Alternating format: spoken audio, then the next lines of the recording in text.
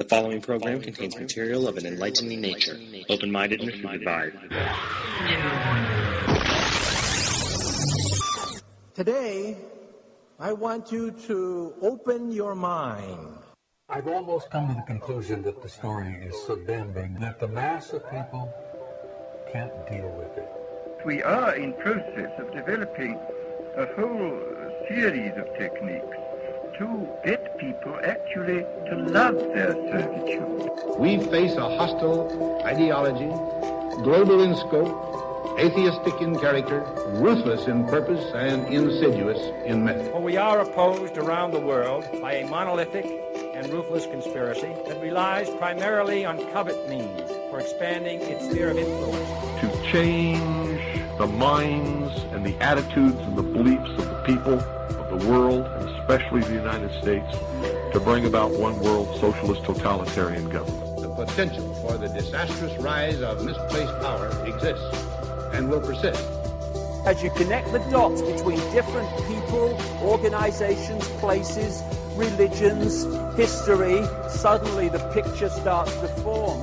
You don't connect the dots. It's just a mass of what's all this about. The kingdom of God is within man, not one man nor a group of men, but in all men, in you. You, the people, have the power to make this life free and beautiful, to make this life a wonderful adventure. Someone born in the United States is not more special than someone born in Mexico. Someone who is white is not more special than someone who is black. They're just vehicles for the consciousness to experience. Brutes have risen to power, but they lie. They do not fulfill that promise. They never will. Dictators free themselves, but they enslave the people. War is peace. Freedom is slavery. Ignorance is strength. Humans as a species are prone to amnesia. Those who do not remember the past are doomed to repeat it. It is thus imperative that these all-important matters be thoroughly explored and not left up to blind faith. It's about time some of you got acquainted with the real hard truth.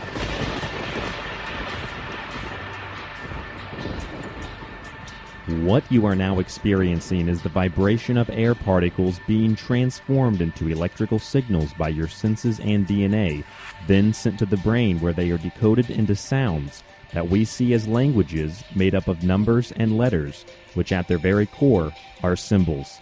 I'm your host, Ryan Gable, and you are listening to The Secret Teachings. Our website is www.thesecretteachings.info. That's thesecretteachings.info. And if you head on over to the website, you will find a whole bunch of free information. You will find years and years of old episodes of The Secret Teachings. Every week we put the new episode up. You can download it or stream the show for free from the website. You can also access our top news tab with a bunch of news articles, current events that we try to keep up with here on The Secret Teachings. And there will also be a couple of other tabs up on the website, including one to help support the show through donating to the program. I don't get paid to do this. I take a lot of time every week to sit down, read, research, do what I can to bring you the most accurate information as I can, as I can tell from my research. And I know a lot of times when we talk about things like aliens or we talk about UFOs or we talk about the paranormal, my take on things is much different than the alternative paranormal media. My take on things has nothing at all to do with the mainstream media. My take on things is a very equilibrium point of view where I can look at a situation and I don't have to side with either the mainstream or the alternative. I can say, you know what, that object in the sky right there, I don't think that's an alien spacecraft, but I do acknowledge that something's there. I'm not sure what it is. Maybe we should do some more investigations. And the same goes for anything paranormal or any of the other topics we discuss here on The Secret Teachings. I try to take as much of an equilibrium point as possible. I try to stand just like the High Priestess tarot card, in between the two pillars of balance. I try to crucify myself, if you will, or others crucify me, between the two thieves of apparent contradiction. And these are The Secret Teachings, ladies and gentlemen, and that is what I think separates this show from so many. And I don't mean to have a swollen head. I don't mean to have this narcissism.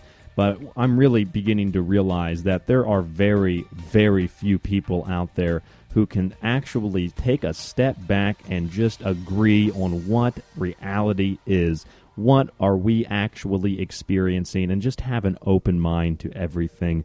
And it really saddens me when people try to censor other radio shows, or when people say, well, maybe we shouldn't talk about this tonight because if we talk about this tonight, it's going to upset this group of people. And a lot of radio shows, television shows the same way, a lot of entertainment in general, there's certain topics they don't want to touch on because it will ostracize certain parts of their audience, and therefore that affects the stream of financial income. And when we affect the financial income, when we affect the bottom line, that's when people start to get called out. That's when people get hurt. That's when shows get canceled. That's when shows get dropped, as our show got dropped from Dark Matter for that exact same reason, because we were touching on a topic that supposedly doesn't exist because there's no convictions from a federal court system that is run by the very people that are committing the crimes of which we were trying to expose here on The Secret Teachings.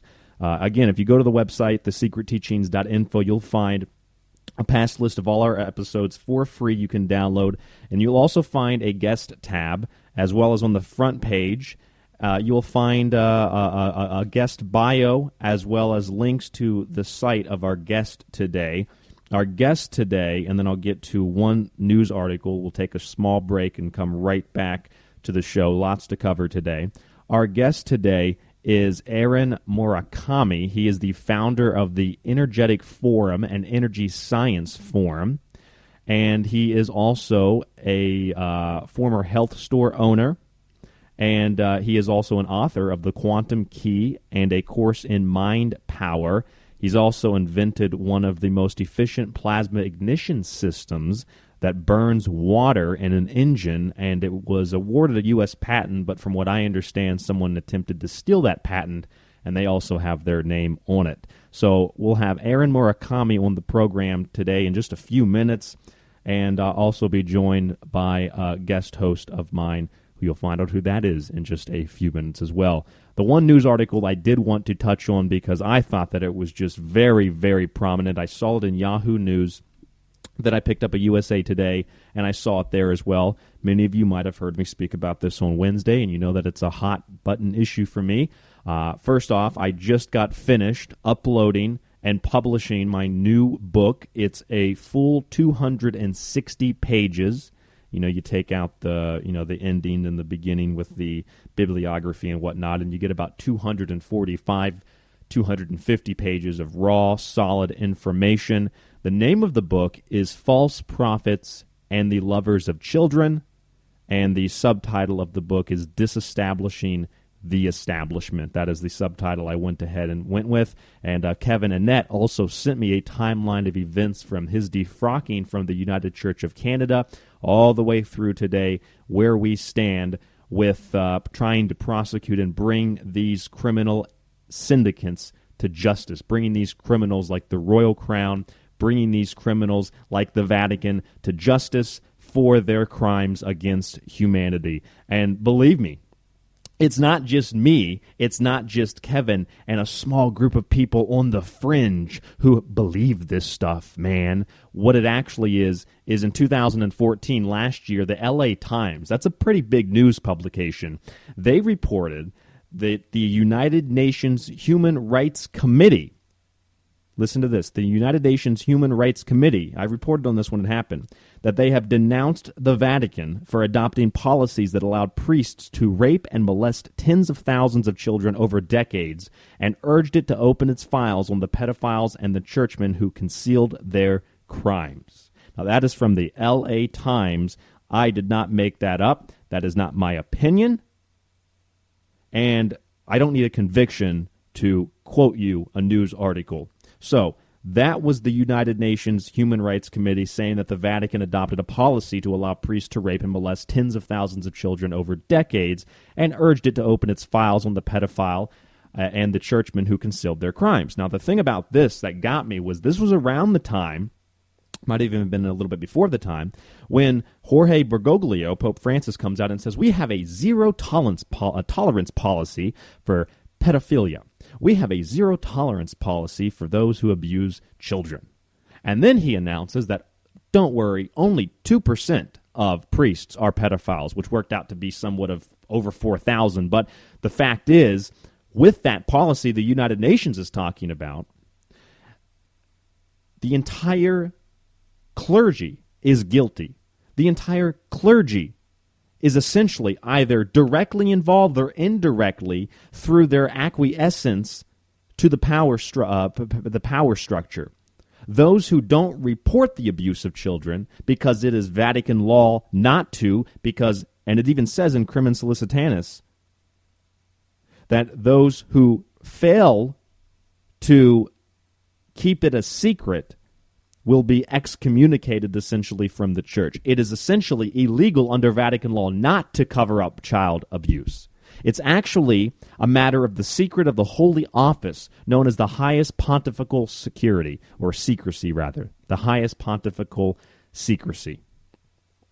They have to cover it up. So when I saw this news story just the other day in the USA Today, this man named Robert Finn, and Robert Finn sends in his resignation, and Bergoglio, Pope Francis, accepts the resignation. Now, no priest in U.S. history has ever been removed for a situation like this. So he resigns because of a report that this other man named Reverend Sean Radigan, who is, by the way, later sentenced to 50 years in prison for dozens and dozens and dozens and dozens of images, photos that were taken, lewd pornographic photos of underage, very young girls. I'm not sure if any boys were in there, but very young girls. Now, this is a huge, huge practice and a huge, huge trade. Billions of dollars are made with the trafficking of children and with the selling of images and videos of rape and snuff films. This is a huge industry. It's something people don't want to talk about, and simply, I think, because people don't want to talk about it because it's so taboo, even to the most fringe of the researchers out there that we have, that this is able to grow into one of the biggest, if you will, conspiracies that exists, in my opinion. So Robert Finn, he is resigning from his position, and Bergoglio accepts this resignation, and then this is what really gets me. He is put in the USA Today, all these mainstream newspapers, about how it's so terrible he didn't report the taking of lewd photographs of children by Reverend Radigan. Now, what I see here is a major red herring.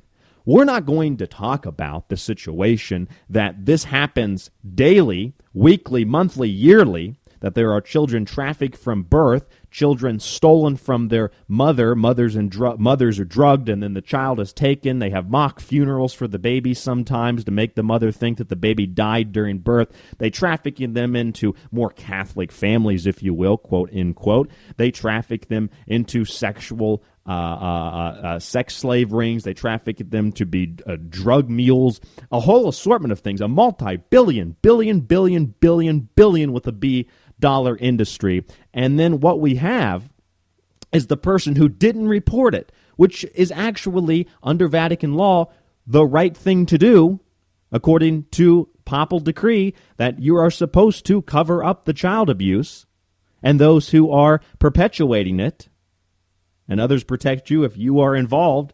So for covering it up, he has to resign because he covered it up. But we don't really hear about the ones who are actually doing the crime. All we hear about is, it's terrible, he knew about it and didn't do anything.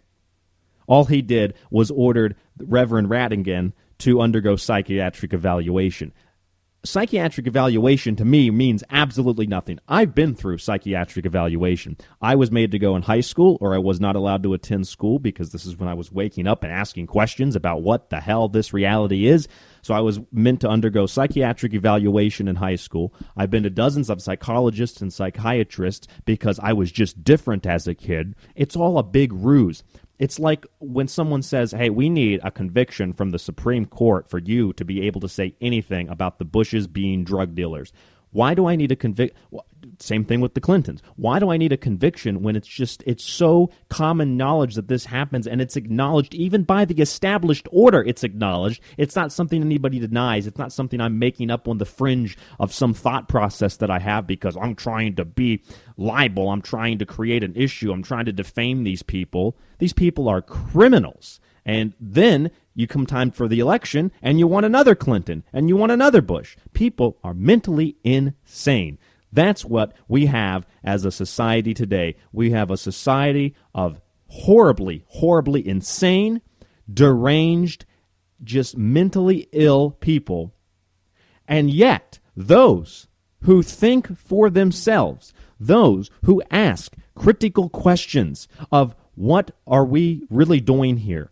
What is the deal with these massive networks, underground networks of trafficking children and trafficking babies, ritual sacrifice, sexual sacrifice, sex magic rituals, drugs, and an assortment of other things? I'm crazy for asking questions about something for which there is proof. If this was all fake, why do you think that the Pope has had to come out so hard against it? It's like a black mass, he says. But how do you know what a black mass is? And zero tolerance. He has a zero tolerance policy. So they go out and they feed people like this Robert Finn. They feed them to the sharks to make it look like the Vatican and the Pope, they're doing their job. They've got zero tolerance for this kind of thing. Don't worry. 2% are pedophiles. They all are under Vatican law. You're covering it up. You're just as guilty as those perpetuating the crime. I'll tell you that right now. You are listening to The Secret Teachings. I'm your host, Ryan Gable. The website, once again, is www.thesecretteachings.info. That's thesecretteachings.info. Coming up today, an extended episode of The Secret Teachings. We have Aaron Murakami on the program. Next week, just so you know, we'll be joined by, I believe, Courtney Brown or Eric Dollard. One of the two will be the next 2 weeks, and then we have Laura Lee from the Ghostbuster Gals joining us, and then we're going to be talking towards the middle of May about the Destroyer from the Colburn Bible. So a lot of secret teachings coming up. Stay tuned for Aaron Murakami. Great conversation. You don't want to miss this. We'll be back in just a few minutes. And don't forget, you can email me at rdgable@yahoo.com. That's rdgable@yahoo.com. Stay tuned.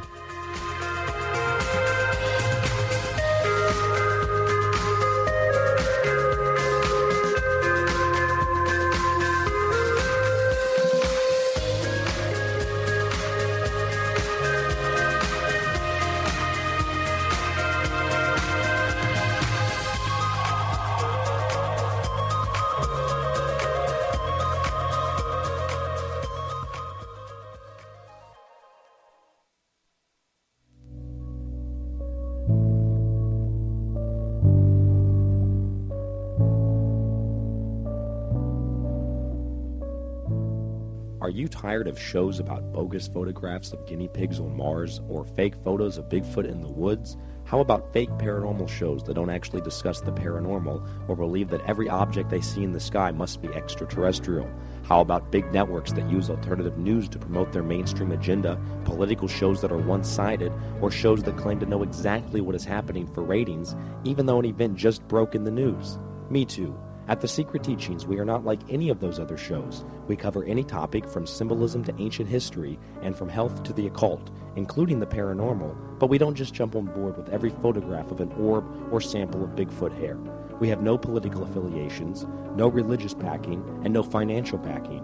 We want proof and not someone's word. If you want proof, or at least a different perspective from a host that can both accept or deny all points of view and all pieces of evidence, without holding onto a preconditioned belief or looking for evidence to support a prior conclusion, someone who can even admit when they're wrong, then check out the Secret Teachings radio show. Airtimes and free downloads are available by visiting www.thesecretteachings.info. That's thesecretteachings.info. I'm your host, Ryan Gable, and I hope that you will join us. Namaste.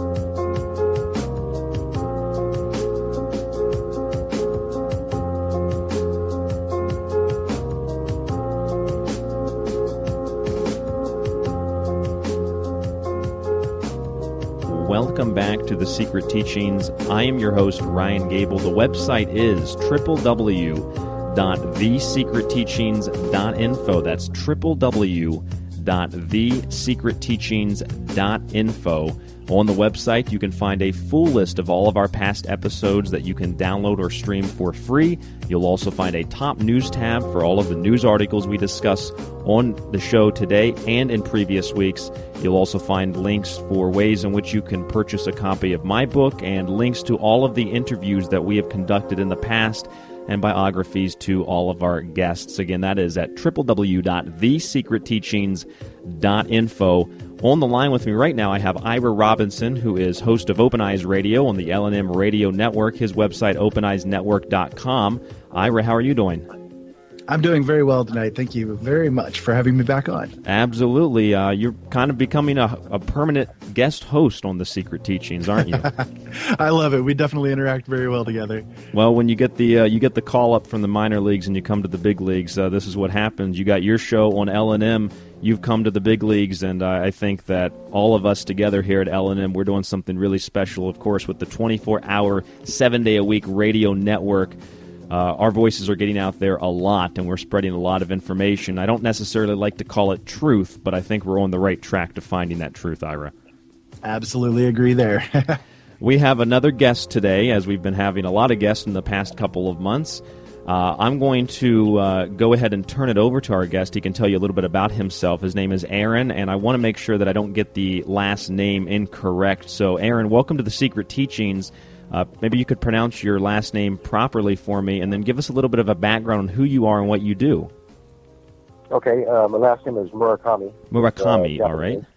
Yes, and my formal background is in natural health, and worked with quite a few different medical doctors who teach, or actually who practice not only allopathic medicine but holistic medicine, and I've worked with some Qigong masters, and but next to that, I had a personal interest in so-called free energy, or Tesla-type technologies, and little by little kind of had a knack to attracting the right people to myself in that field, who were some of them are recognized as some of the pioneers of the modern-day free energy movement, and little by little kind of built up a network. I have a couple websites online, EnergyScienceForum.com and EnergeticForum.com, with a combined membership of over 125,000 people around the world, where a lot of these technologies are open source. And I also host an annual energy conference in Coeur d'Alene, Idaho, where we have about 10 different speakers that speak on different Tesla technologies. And quite often we get to actually see demonstrations of working models doing things that they're not really supposed to be doing, or what's claimed to be impossible. So beyond just theory, we are quite hands-on. So that's one of my main passions, besides the natural health, is the energy technologies.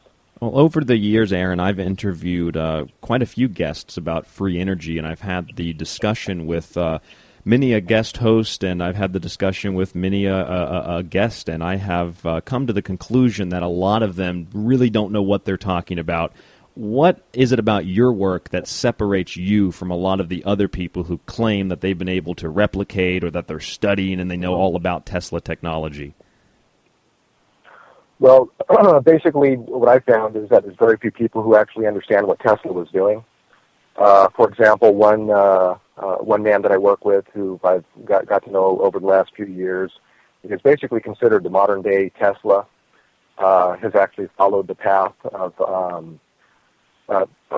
see, there's a lot of, when you mention a lot of people who don't really know what they're talking about, there's different parameters that any type of real free energy system must meet, and if it doesn't really meet those parameters, then they're not really going to be legitimate.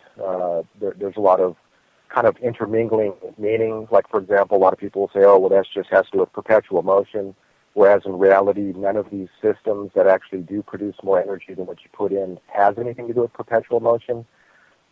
There's two, what we do is we basically have, the basic operating parameters that I see is common to every single system that's legitimate.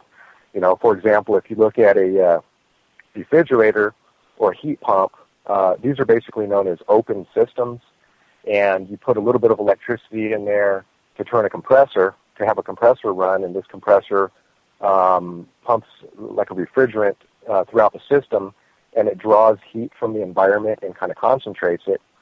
And if you look at the total amount of heat that's moved in a common heat pump, whether it's an air conditioner or a refrigerator, it comes out to be a couple times more than the electrical equivalent that you can account for that you drew from the wall. The reason is because you're using a little bit of your own input to just leverage natural energy from the environment that can come into the system. And so it's not that more energy is coming out of these systems and going in. More is going out of the system than you have to contribute, because the rest comes free from nature. And if you look at the analogy of a heat pump, every legitimate system that I've seen that outputs more energy in actual real measurable work compared to what we have to put in are also all open systems. And the concept of open systems is very important because what it does is it makes a distinction between two totally different forms of thermodynamic principles. Like a lot of people and skeptics will say, well, you can't have a machine put out more than what you're putting into it because it's going to violate the laws of physics and it's a violation of thermodynamics. And in reality, none of that is true. And what I find is a lot of these skeptics don't even understand that there's a completely separate branch of thermodynamics known as open system thermodynamics or non-equilibrium thermodynamics. And what that means is if there's a system open to the environment, it can freely produce more than what the operator has to put in. And back in 1977, there was, I believe, a Russian chemist named Ilya Prigogine who received the Nobel Prize for his work in these so-called open dissipative systems.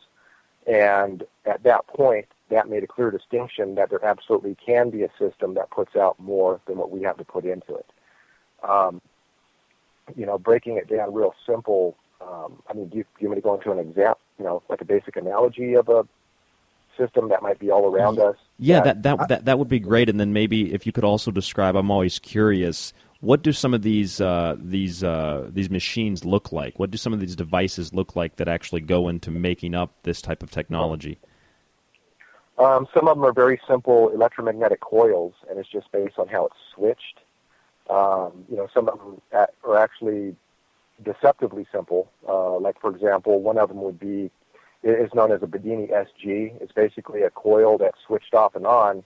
And conventionally, when an electromagnetic coil is charged and when it's switched off, it outputs a high voltage spike. And conventionally, engineers are taught to basically ground out these type of spikes. Like, for example, most people are familiar with a surge protector. You have like a little fuse built into a power strip, or you have your breaker box, in your home with like a fuse that trips. What happens is there's different things. There's two basic types of loads. One is a resistive load, and one is a inductive load. A resistive load would be like maybe a heating element. An inductive load would be something like a refrigerator. So if you have a refrigerator running or anything else running with a magnetic field, and if the power goes off, that magnetic field collapses really, really fast and induces a high voltage spike that can go down the line and blow all your stuff out. So to prevent that, it's usually grounded out, or you have a surge protector that will eliminate these surges. Well, what's not commonly known is that these surges or these high voltage spikes that can come out of these coils when the power is shut off can actually be captured and reused over and over. It can be used to charge batteries. They can be used to cultivate these spikes, over and over. Like if you had a coil that's charged, discharged, and then turned off, turned on, turned off repeatedly, you keep capturing these spikes into a capacitor until it builds up to a high enough potential, and that can be discharged to either run motors and do all kinds of stuff. So the way that machine looks is basically a electromagnetic coil with a little transistor that has a novel little way to switch off and on. Another one of these, true so-called free energy devices is known as a SERPS device. It's called a Switched Energy Resonant Power Supply, developed by Jim Murray. Recently, a man named Paul Babcock replicated it, and the demos that were showed at my conference, for example, were up to 50 times more work being produced than what was put in. It was lighting a bank of 50 watts of incandescent bulbs, but the net draw from the power supply was only about 1.5 watts. None of it violates laws of physics. That particular one has a transformer inside of it, and it's all about the switching, where if it's drawing power from the wall, the output goes and lights an incandescent bulb or another resistive load, and then on the other side of that load is a capacitor to store most of what went through there. And then that capacitor is discharged right back through the load and back to the power supply at a higher voltage. And what it does is it negates the load on the generator side of the coil. So if you just looked at the parts, it would look like a conventional transformer, but it's how it's switched. Because that particular one uses an AC waveform, and a lot of people are familiar with the concept of a sine wave, where it basically kind of goes up, ramps up kind of like a little hill, and then it drops down below the zero line, goes negative, and comes back up. But what's unique about this system is that it operates on a quarter wave cycle, or a quarter cycle, which means half of the positive cycle, the load is powered, and then the power is bounced back for the second quarter. And then the third quarter, it's powering the resistor, and then the fourth quarter, the power in the capacitor is bounced back. So it's not that more energy is happening. It's not that 1 watt is making 50 watts of electricity. It's that, say, 50 watts of electricity comes through the system to light the bulb, and maybe about 49 watts is sent back. So 50 watts so it's is really recycled. what's lighting the bulbs. Yeah, it's basically recycled. And, for example, if you have a gas generator, where you have the gasoline or even a DC motor turning a motor, and what that does is turn a generator to produce a sine wave.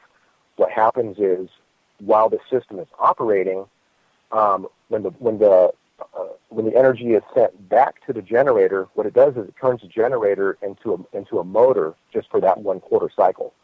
And so, motor, 1 quarter it's a generator, 1 quarter it's a motor, 1 quarter it's a generator, the net draw is almost zero. And so you can have a gas generator powering a couple thousand watts of lights, but the thing is idling, where normally it would pick up an RPM and burn more gas, but in this case it doesn't, because the generator doesn't see any load. Right, so essentially it's using its power to power itself to make more power. Yes. Yeah, because, I mean, what's typically thought is when electricity goes to these, like a resistive load, like an incandescent bulb, it's typically thought that everything is burned up, but that's not true, because if it was, how is the capacitor charging on the other side of it with almost everything that went through there? And then in return, that capacitor is dumped backwards back towards it to give it motoring action. So it's actually sending power to a generator.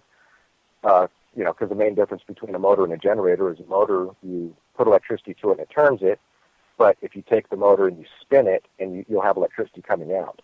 So just for half of the entire AC cycle, the generator is actually turning into a motor, which means the motor turning the generator doesn't see any load. And that was actually described by Nikola Tesla in some of his writings that a lot of so-called Tesla experts have never heard of. Tesla was, he had to give some court deposition, and a lot of his science, he was basically forced to explain it in very common layman terms. And he explained this quarter cycle type waveform, but nobody has ever come forward with a real understanding or a theoretical basis for what makes it possible. But Jim Murray is one of the most important people in the world in these sciences, because he has actually cracked that code, not only theoretically, but he has working machines, and he even demonstrated one with Paul Babcock at last year's conference. And that was the one where there was 1 watt leaving the power transformer, 1 net watt, and lighting 50 watts of bulbs. So a lot of these machines look pretty simple. They're really not about building a lot of exotic parts that looks like something off of an alien spaceship or something. It's more of just understanding what the electricity is doing and how to utilize it, and it's really a lot simpler than most people make out. Right, it is much simpler. I mean, it seems somewhat complex, but it is much simpler. Do you having studied this and researched it, and you're involved with people that are actually, using the technology, using the theories of Tesla, Have you uncovered any resistance to this at your conferences or received death threats or anything like that? I have personally, yes. There's a man named Eric Dollard who is basically considered, the modern day Tesla. He's the only one who's ever replicated Tesla's wireless transmitter technology, known as the magnifying transmitter, which is not really wireless electricity through the air. It's actually ground transmission, a unipolar ground transmission. And he's been writing papers and different stuff since the 80s. He's a very rare genius in these sciences. And he has, through some other people, he's kind of an eccentric. He's lived out of his car for the last, about 24 years off and on. But he would write these papers, and he would have some people post them in energeticforum.com. And he did that for a couple years. And then in 2013, or actually 2012, I invited him to my conference, and he declined. And then he decided to come to the 2013 conference. And so even though, and we have some mutual friends, one of my partners actually worked with him back in the 80s in an organization called Borderland Science Research Foundation. And but for the 2013 conference, Eric Dollard came up to Spokane, spent some time at my home, and I helped him assemble his PowerPoint presentation and just kind of getting his talk together. And at that time, I knew that there was some trust issues between him and some people who were working with his organization, EPD Laboratories, and it looks like they were planning on booting him out of his own organization and having somebody else do the work, which was kind of ridiculous because there's almost nobody who understands it at that level.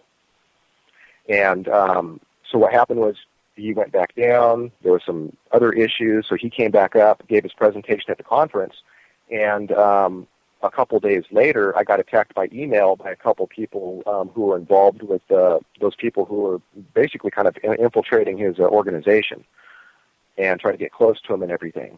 And I saw that was going on, and I listened to what Eric was saying, and couldn't verify a lot of it. But when I started getting attacked, I could see that these people were troublemakers, and so I decided to back him by outing them publicly.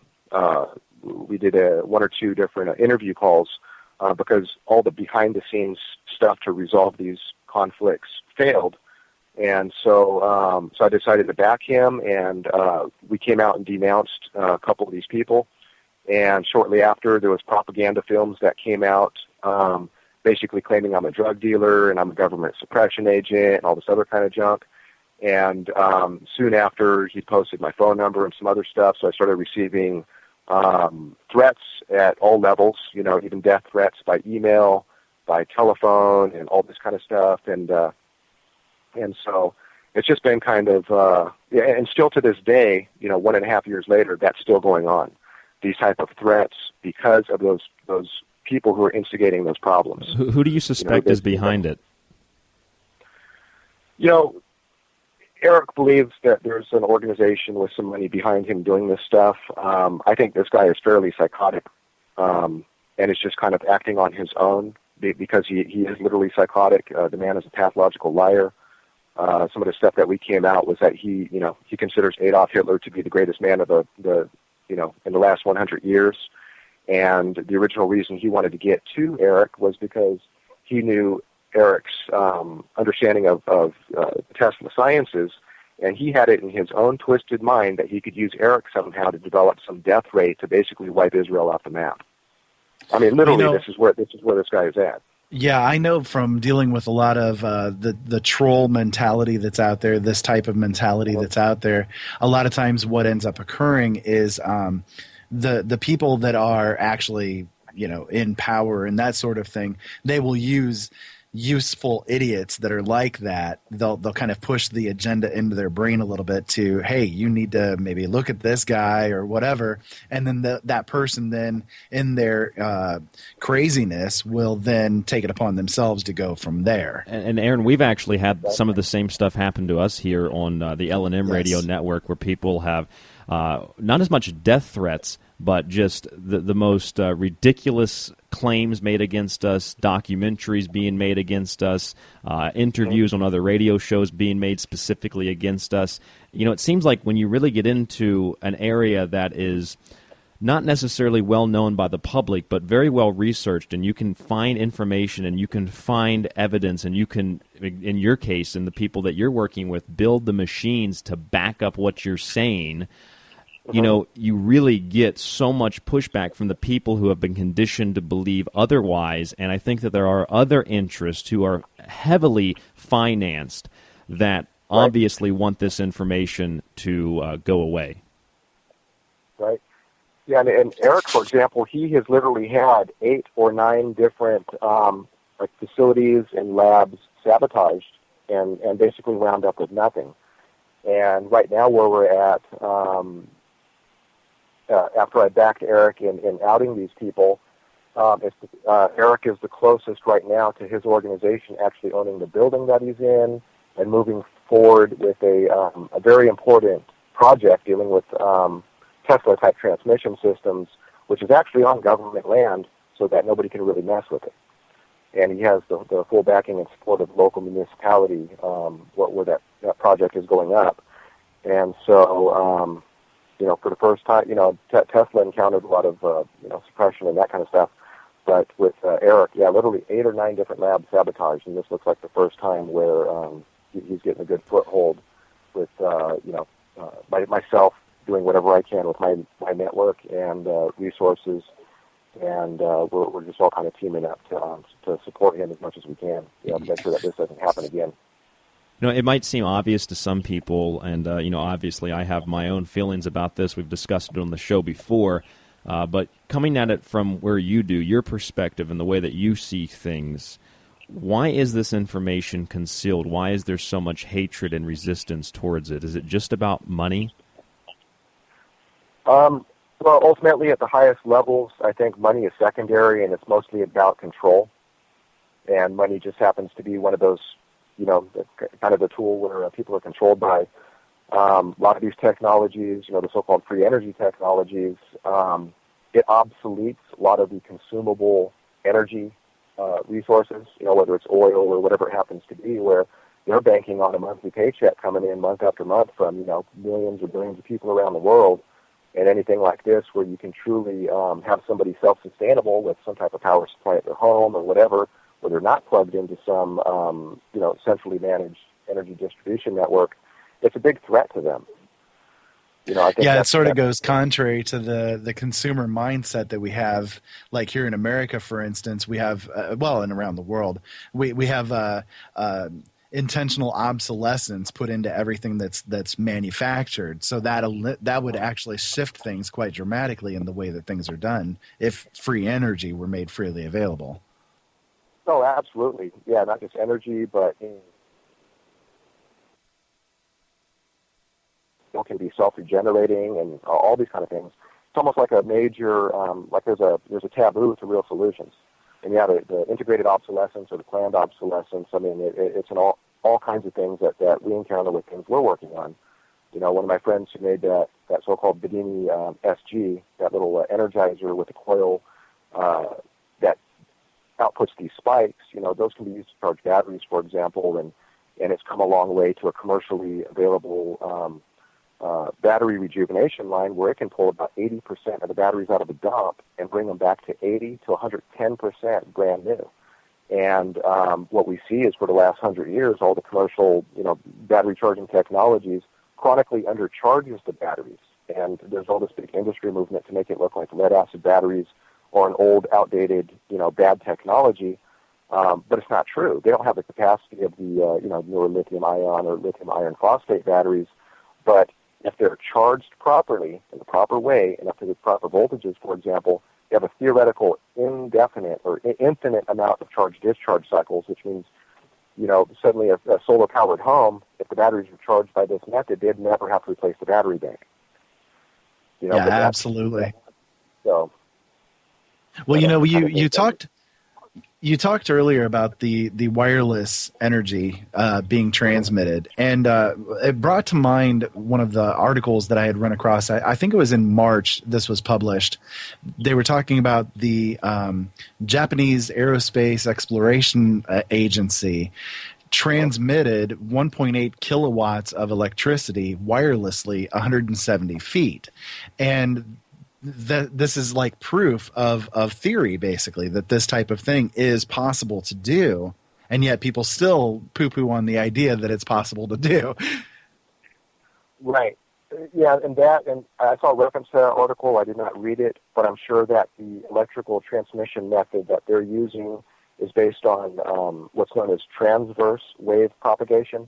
Like any type of electromagnetic energy is basically like a wave, where if you took like if you and I had each end of a rope, and if I whipped one end, you see this wave kind of moving down towards you, but the height or the amplitude of the wave gets smaller and smaller as it gets towards you.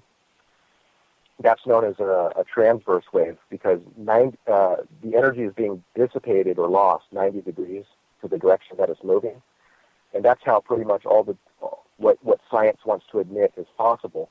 But with Tesla, it's like if you and I actually pulled the rope tight, and if I tugged on one end, there is no wave which is losing energy 90 degrees to the direction that wave is moving.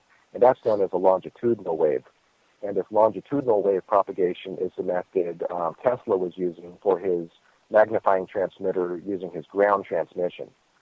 And conventional science doesn't want to admit that longitudinal wave propagation is possible, but that's what Eric Dollard is a master at, is that type of transmission system. That's amazing. Go ahead. Yeah. I was just going to mention, recently there's an article making the rounds in mainstream science where they're saying they're proving Einstein wrong on one point, which Einstein was against the so-called spooky action at a distance. He said it was impossible and it was basically just a crazy idea. And recently, I think some Japanese and either American or Canadian researchers had proven something dealing with where if you measure a particle in one location, it will instantaneously influence what a so-called maybe twin particle is doing at another location. Yeah, it's like quantum entanglement. Yeah, quantum entanglement, exactly. And that's the concept of the spooky action at a distance that Einstein didn't believe in.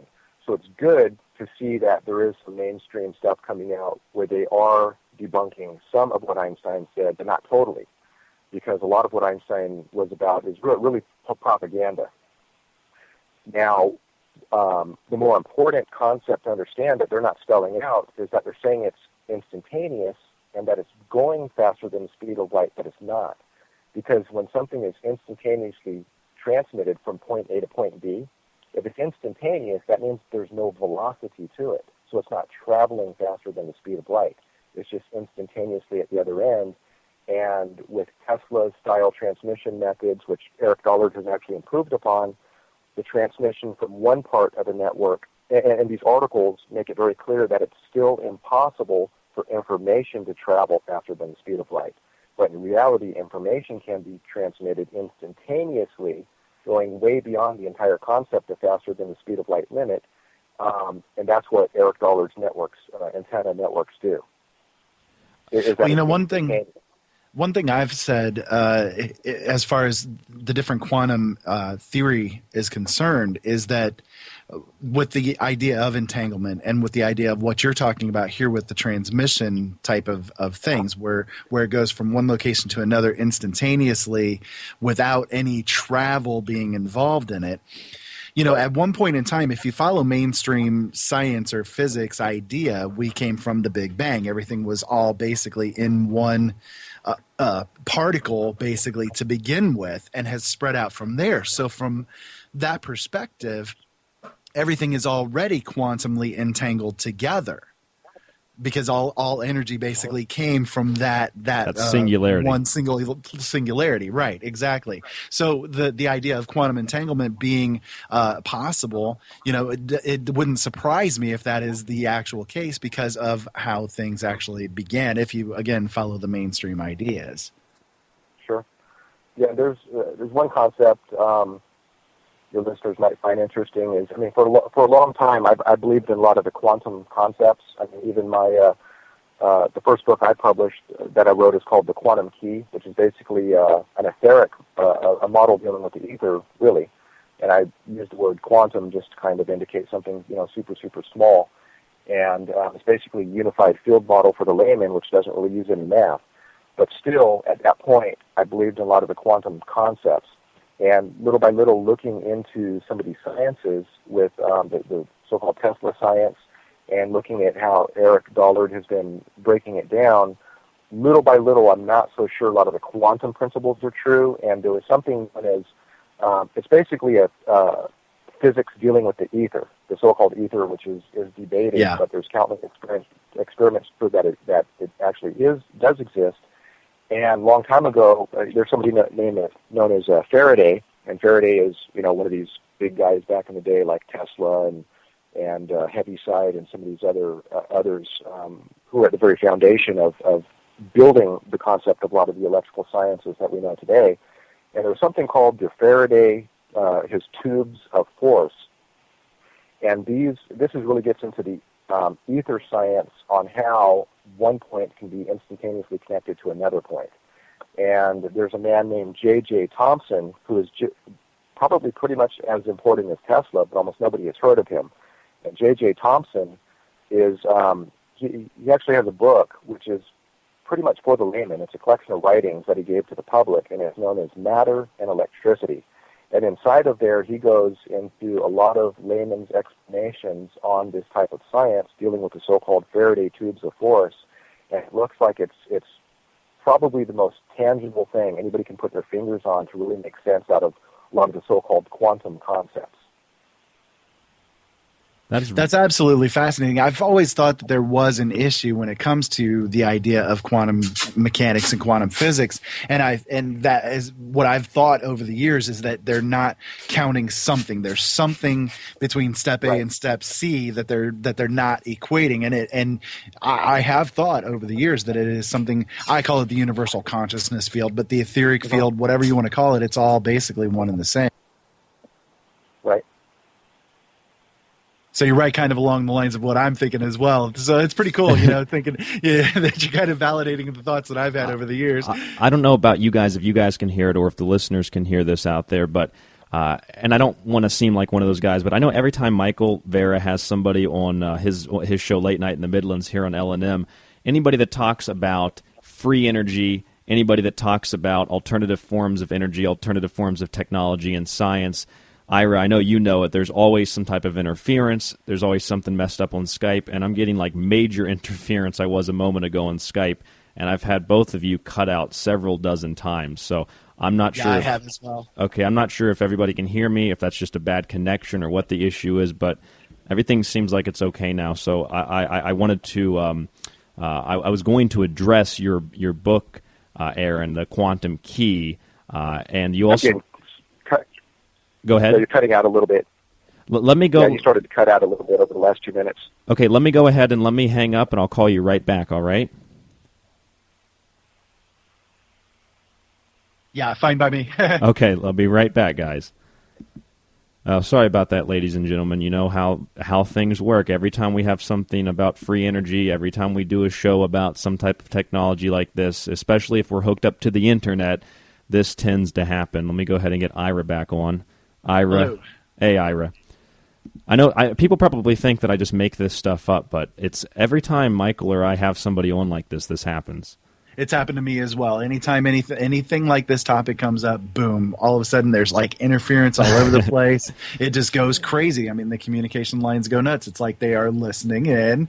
Just like we say over the years, they're listening in, and there it is. That's what it seems like. I know you don't want to sound like that guy. Hey, Aaron. Okay. Hey, a little bit better on my end. Let's hope that this holds out. Yeah. You wrote a book, The Quantum Key. You mentioned that. I believe you wrote another book, A Course in Mind Power. I think Ira would appreciate that as much as I do. Tell us a little bit about that. Basically, it's kind of teaching some concepts based on not like a path I followed to develop any type of special ability or anything, but based on my experiences, I wound up finding later different things that people could try to basically experience those same things. Through most of my life, I've had quite a few different, so-called paranormal and psychic experiences, and just kind of naturally developed. And I also happen to be a trained technical remote viewer. And some of the principles in that book are, I think, pretty profound. I mean, do you want me to give you any examples or? Yeah, sure thing.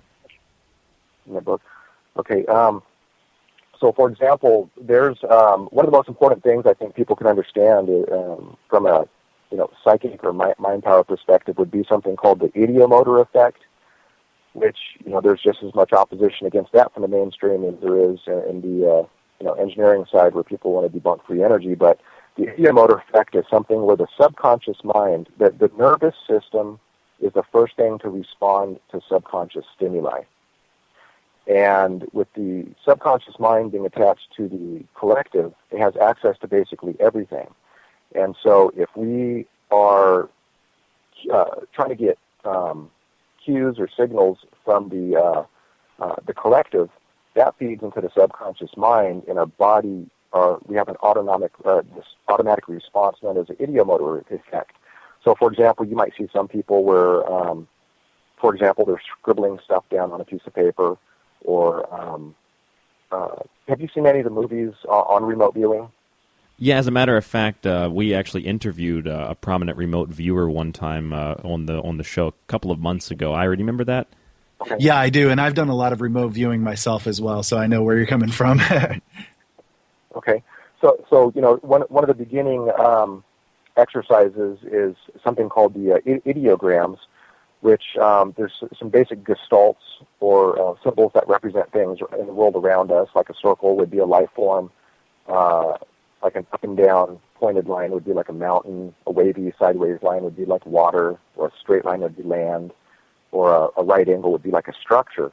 And a lot of people, for example, when they're trying to learn how to do a pendulum to show them what the subconscious mind is accessing, they think that there's just some intrinsic direction it's supposed to go if it's one answer or the other. When in fact, most people should actually be training those reflexes into themselves. And what I mean is, for example, with remote viewing, if somebody was doing an exercise on paper and they count maybe 1, 2, 3 life form, and then they make themselves draw like a quick circle, and they just keep doing it until they basically internalize that quick little reflex drawing a circle means life form. Or if a horizontal quick line means land, for example. So if you queue up a target, and have like a so-called random 8-digit target reference number associated with a certain target that they want their subconscious mind to go into the collective and start downloading data on, well, one of the first things in a stage one, the first part of the remote viewing session is for their subconscious mind to lock onto that target, and the nervous system is going to be the first thing to respond, and it responds with one of these symbols that's going to either be life form, land, liquid, or whatever it happens to be, and the nervous system will respond to get the person to write it out on paper really quick. And so the whole concept of ideomotor reflex basically explains pendulums and pretty much anything that the physical body is doing that's a reflection of what the subconscious mind is latched onto. And when you think about things, I was just going to say, not to interrupt you, but just to I guess, add to what you're saying right here. We know from scientific fact that the things that we do consciously, the actions that we do consciously, actually were decided by our subconscious 6 to 20 seconds before we actually do the thing that we're doing. So, right? Yeah. So it just kind of adds right in. Sure. And one of the things is about, for example, like synchronicity. Years ago, I developed this little diagram that kind of explained how synchronicities work, but it also kind of explained how remote viewing worked, and basically almost every psychic phenomenon. And for example, when you're saying the subconscious mind is kind of dictating to us what's happening. For example, if I have a certain used car for sale, like maybe a little yellow Honda Civic, and you just happen to be wanting a little yellow Honda Civic, and let's say we live in the same town, and my conscious thinking mind, obviously my subconscious mind knows what my intention is to sell this car, and that information is available in the collective. And so your conscious thinking mind has access, to your own subconscious mind, which knows that you are looking for this particular little yellow kind of Honda Civic is what you're looking for, and that's available in the collective. Well, those two things are pretty close to in resonance with each other, that I'm selling a little yellow Honda Civic and you're looking for a little yellow Honda Civic. And so let's say I'm going to some grocery store and I'm going to pin this ad up on a classified bulletin board for sale, and you just happen to walk into that store at the very second, look up at the board right when I'm pinning it up, and it just happens to be the exact car you're looking for. The average person might think that they're the ones who chose to go to that store at that time and everything, but what I believe to be closer to reality is that your subconscious mind picked up on the fact that I was going to be there with that, and it influenced you through the ideomotor response, which is basically giving you that little, kind of desire in your stomach, that little nervous system response to influence your thinking to make you want to choose to go to that store at that particular time, and that synchronicity kind of came together. So you are absolutely right on that. That is exactly what I've said over the years happens. I talk a lot about people getting addicted to emotions and going through cycles of relationships over and over. And they'll go out and they'll seek out and they'll get together with people over and over, that remind them of past relationships. And that what their brain basically does, what their subconscious does, is sends out basically a message to the cosmos saying, hey, I want this type of relationship again, and they will the other person who's trying to fulfill their own addiction that will equal the person that they're looking for answers the call, basically, and they get together, and it just is a constant repeating cycle. So it's right in line with exactly what I've said many times over the years. I think that is exactly how things in the universe work. Right. Yeah, absolutely. It's probably like a unified conscious field. Basically, yeah. I call it the universal consciousness field myself, but yeah. Now, Aaron, you also developed a plasma ignition system, correct? Mm-hmm. Can you tell us a little bit about that? Okay. Now, this form of plasma is plasma ignition. I didn't invent this type of plasma effect for an ignition, but I came up with the most efficient way to do it, which basically obsoletes almost every single automobile manufacturer patent for these plasma ignition systems. Originally, it was known as plasma jet ignition, and what it is it can basically ignite water on contact without having to electrolyze water gas first and then ignite it. It'll actually do it right from the moisture and even in the atmosphere. The concept is actually really, really simple, which is, normally it takes about roughly 5,000 volts for a spark to jump like maybe a 1 millimeter gap. You need the high voltage to exceed the resistance of the air at the gap.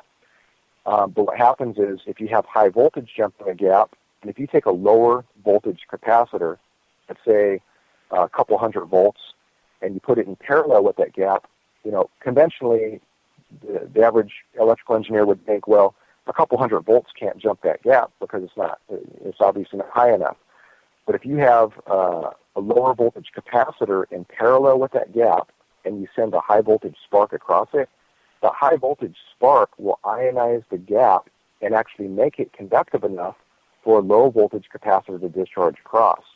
And what's interesting about it is not only will it get a low voltage, higher current capacitor to discharge across a spark gap, the potential energy in the capacitor is actually discharged almost instantaneously, which means that the resistance is completely removed. So it's kind of known as a negative resistor effect. And what it does is it compresses a certain amount of energy into a small period of time, which is known as an impulse. And a lot of what Tesla did was known as an impulse. And when you take a certain amount of energy, even if it's the same amount of energy, you can use it over a long period of time, which means you have a very low power, or you can put it into a small period of time and you get high power.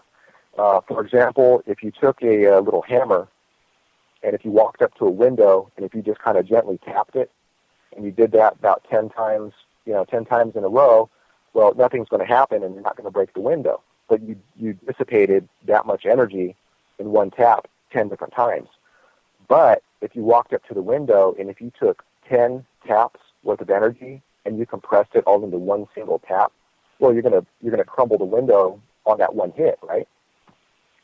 But it's the same amount of energy, yet you accomplish something completely different. And that's basically what's happening with this ignition system, is it's taking a certain amount of potential energy and is discharging it in a ridiculously short period of time. And what happens is it'll make a little ball of sunshine at the gap of a spark plug that's really so bright that it can damage your eyes, and it's so loud it'll hurt your hearing, especially if you're doing bigger capacitor discharges. In regular ignition technology, there is a capacitor discharge type technology known as CDI, or capacitive discharge ignition. Normally, if you have an ignition coil, and if you put 12 volts from the battery into that ignition coil, it's going to step it up to a certain voltage. But if you have a little circuit that charges up a little capacitor and you discharge a couple hundred volts into the input of that coil, well, the step-up voltage is going to be even higher. Racing ignition technology to get a more beefed-up spark for a long time.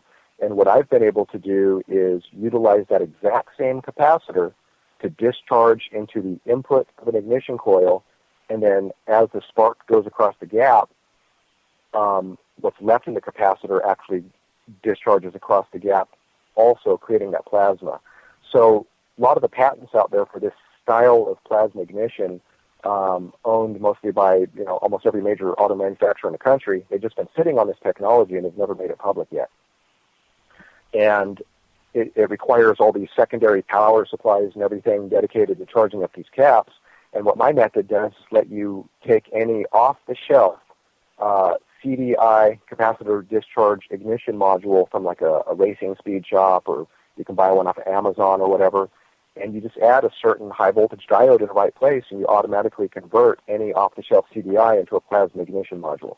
So basically obsoletes virtually every plasma ignition patent out there by all the car makers. You received a patent on yours, didn't you? Actually, I'm not the one who applied for it. I open-sourced all of this in energeticforum.com freely.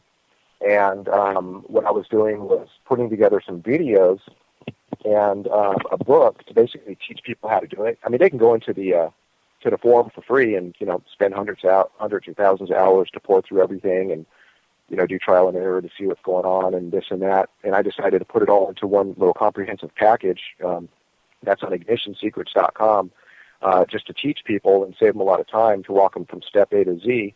And what I did was I was putting a dedication in the book to somebody who was doing some other work in the plasma that brought my attention to it. It was completely different than what I was doing, and I just wanted to make sure I was spelling this guy's name right. And when I typed his name in Google, one of the first things that came up was a patent application with his name on it as the inventor for my invention. And so when I saw that, I wasn't too happy, and I contacted him and a couple others who actually applied for the patent. They approached that guy, and he said he was the inventor. And not having the financial resources I'd like to have, I just kind of jumped on their attorney a little bit for not doing their due diligence and actually just seeing what's posted right there in public, to show that I am the original true inventor of that particular method.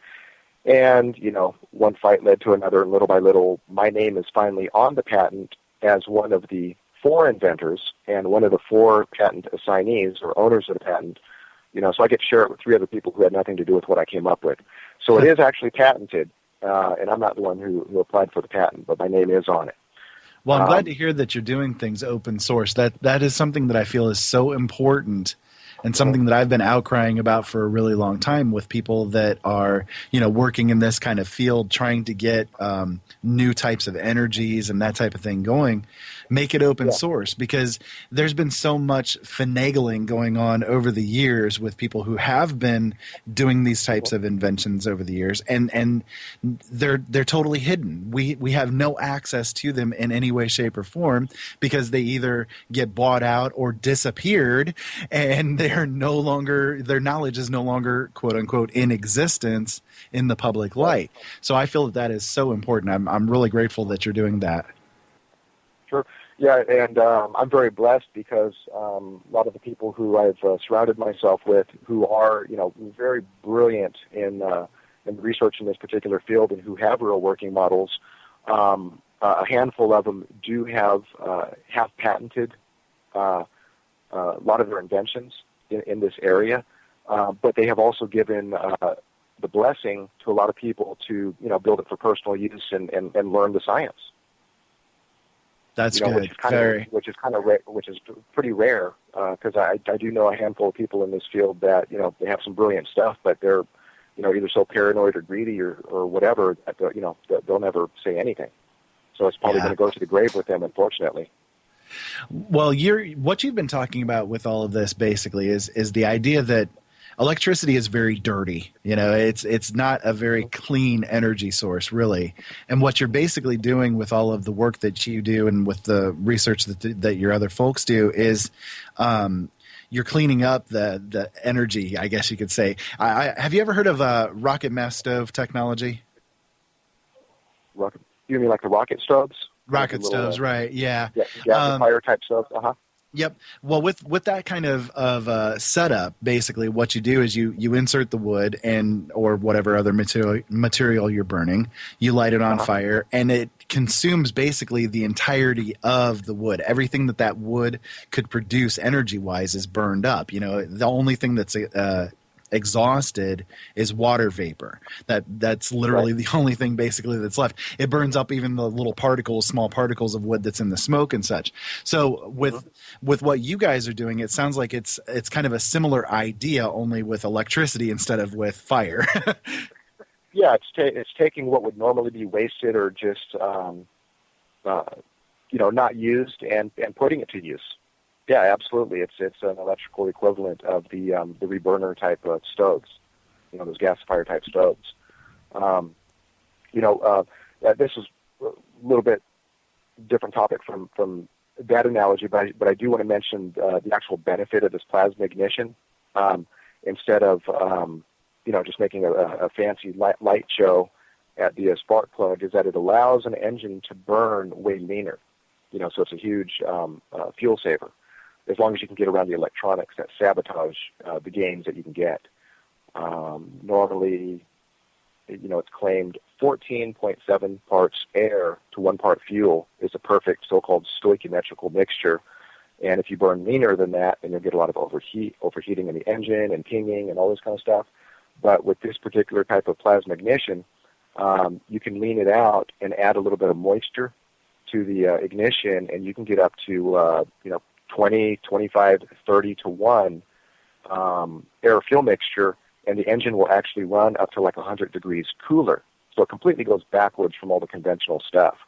And there is something kind of exciting that I'd like to mention in regards to that is, there's a lot of people experimenting with water electrolyzers and creating so-called HHO water gas that they're adding to their fuel air mixture, to increase horsepower, power mileage, and decrease emissions.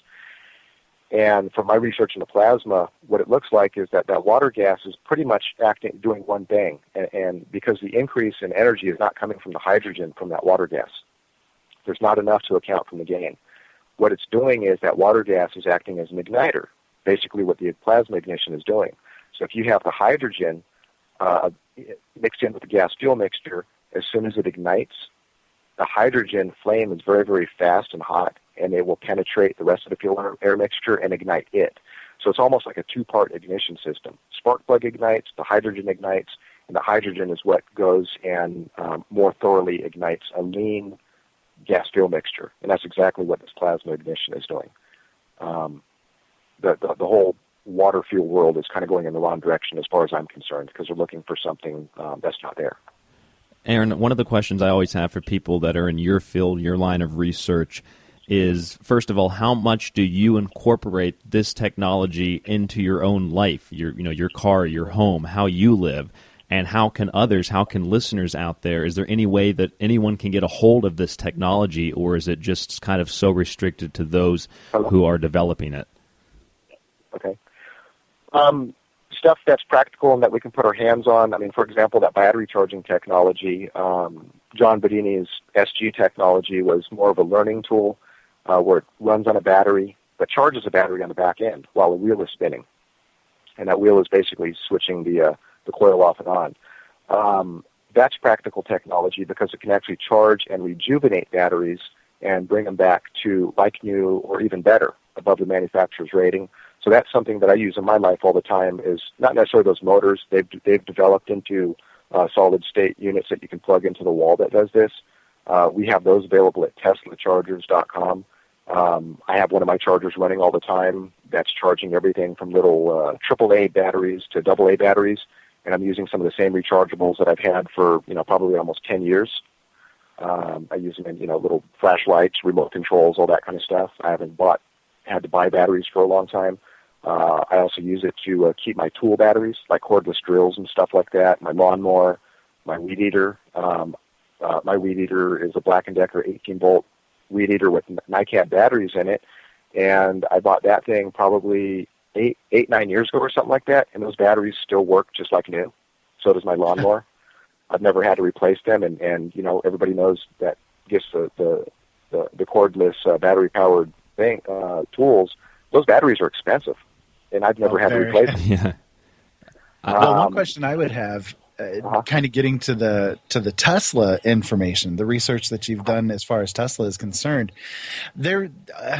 during his lifetime, he came out with what was known as, I guess, kind of like the powerless car, where he had this car that ran seemingly on nothing.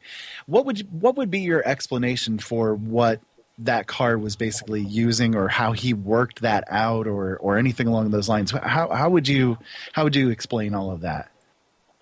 Well, I talked to Eric and some others on this, and that's supposed to be a Pierce Arrow that he was running, and somehow it was drawing energy from the environment or something. But as far as we can tell, there really is not a lot of evidence that Tesla even had this car. There was somebody who's kind of a Tesla disinformation agent who's always putting out wrong information to throw people off. I can't recall his name right now, but he wrote a book that originally kind of described the existence of this car, but it doesn't really look like it's really based on any facts. That we can tell, it's possible Tesla may have had this, but the sources of where that story came from looks kind of shaky. Gotcha. Okay. Thank you. I appreciate that. Also, then one other question. I know here, like in America specifically, it's definitely been poo-pooed, the idea of doing this kind of research, but it seems like other countries like Russia and that type of thing have actually kind of stepped forward into this type of technology themselves. Do you see anything like that happening, or do you see maybe them taking some ideas that Tesla had and kind of moving forward with them, or is it just kind of this grassroots kind of movement that's been going on? In Russia, they've always been a little bit more open to that than the United States, even going into psychic research and, radionics and psychotronic type stuff. They've been a little more open and involved with it. Same with the Tesla type technologies. I don't know on a practical level where they've taken that, but that seems to be the case with Russia, the Czech Republic, when it was Czechoslovakia, and some of these other like Eastern European countries that seem to be more accepting of these kind of things. I don't know if it's because they don't have as much corporate control through the media, spending billions of dollars on advertising where the mainstream media won't talk about these kind of things. So I don't think that they have that type of corporate control over there like they do in the United States, which I think is one of the big parts why we never hear about a lot of this kind of stuff. I do have yeah, go ahead. I was just going to say, I talk sometimes about how I think that in ancient times, like in the older civilizations for humanity, that people like Tesla were very encouraged to develop anything that they could do. Whereas in today's society, people like Tesla or people like you and your researchers basically are suppressed as much as possible, and it's to the detriment of society. I wonder where we would be today if someone like Tesla was allowed to go forward with everything that he was doing and actually not only encouraged but actually funded to do so. I mean, what kind of state of mind would this world be in right now? I think it would be an amazing place at this point. You know what? I wanted to add to that, Ira, because I was just thinking about how we were talking about Albert Einstein a little bit, and Albert Einstein has become this pop culture icon with T-shirts and with, on the front of magazines and stuff like that. And he's really promoted as the science it guy outside of like Stephen Hawking. And when you look at this guy and his theories, that's what they were, theories. Some of them have been proven. Tesla's a guy who, outside of doing your own independent research, it is difficult to find a human being who is consciously awake who has heard of Nikola Tesla. At least I find that in my daily experience. I do too. Somebody who actually developed technology rather than just theorized about it. And we can see the division in our society between someone who theorized it, who's promoted and has become a pop culture icon, and someone who could actually prove it, someone who's been cornered into the annexes of science and history. Yeah, most of Einstein's science is propaganda. Most of what he proclaimed, he's actually seeing things inside out and backwards, inverse from what reality actually is. Yeah, Tesla was a builder, and so was J.J. Thomson, which is interesting because a lot of his contemporaries were not builders, and most of his writings is based on his actual experiments. See, with Einstein, the whole thing with the special relativity, for example, a lot of those principles are true, but they're true and accurate because of the ether, and that's the big taboo. And for example, with if you're looking at the course of where the science kind of went, where people were actually building stuff. See, Tesla was the builder. He conceived of his polyphase power system, and General Electric hired a engineer or mathematician named Charles Proteus Steinmetz, who used a very simple basic algebra method known as versor algebra, and applied that to analyzing Tesla's polyphase systems. Well, Steinmetz, a very important character, and actually today Eric Dollard has continued and brought Steinmetz's work to completion. So you kind of, watch the lineage of, what path people are following and, who's doing the real work. But in any case, when Steinmetz was at General Electric, what they were trying to do, General Electric was trying to crack Tesla's polyphase patents so that, and Steinmetz, Tesla's original polyphase system was 4-phase. But today you hear of 3-phase electricity, like, at the industrial level, these big motors and all kinds of stuff is all 3-phase. Well, that was what Steinmetz came up with, which was adapting Tesla's 4-phase system into a 3-phase system. And General Electric, at that time, working with Steinmetz, basically gave Steinmetz so-called permission, and one of the famous quotes was that they gave him permission to create electricity out of the square root of -1. And without going into all the details on what that necessarily means, in simple terms, it's basically synthesizing energy right out of another dimension, or so-called counter space. And, this runs completely contrary to everything Einstein is about. But, even having a major corporation like General Electric, having their head engineer or, mathematician, Charles Proteus Steinmetz, literally creating electricity out of thin air. So what does that do to the whole concept of, energy cannot be created or destroyed? I mean, it's, when in reality electricity is only and always is created and destroyed out of thin air. And there is no such thing as storing potential in anything. Where does like in terms of electricity, lightning and vortexes, tornadoes, how does that all play in with some of these free energy devices? With lightning, I would have to refer you to some of the interviews by Eric Dollard where he actually goes into that. It's pretty fascinating, and honestly, I wouldn't do it justice. But and it's interesting with the tornadoes and stuff because his transmission network that he's rebuilding basically can detect those type of energies in nature. The main focus is seismic activity. See, the best the government has is they can give maybe like a 5-minute warning. Well, with this longitudinal type instantaneous, beyond the concept of faster than speed of light travel, his network can analyze below ground, above ground signals, and he correlates it with solar flux and mechanical stress indicators in the ground, like what seismographs use to actually see mechanical vibrations. And he can look at these and 24 up to 72 hours ahead of time can predict an earthquake with perfect accuracy, that's 6.0 and above, when it's going to happen.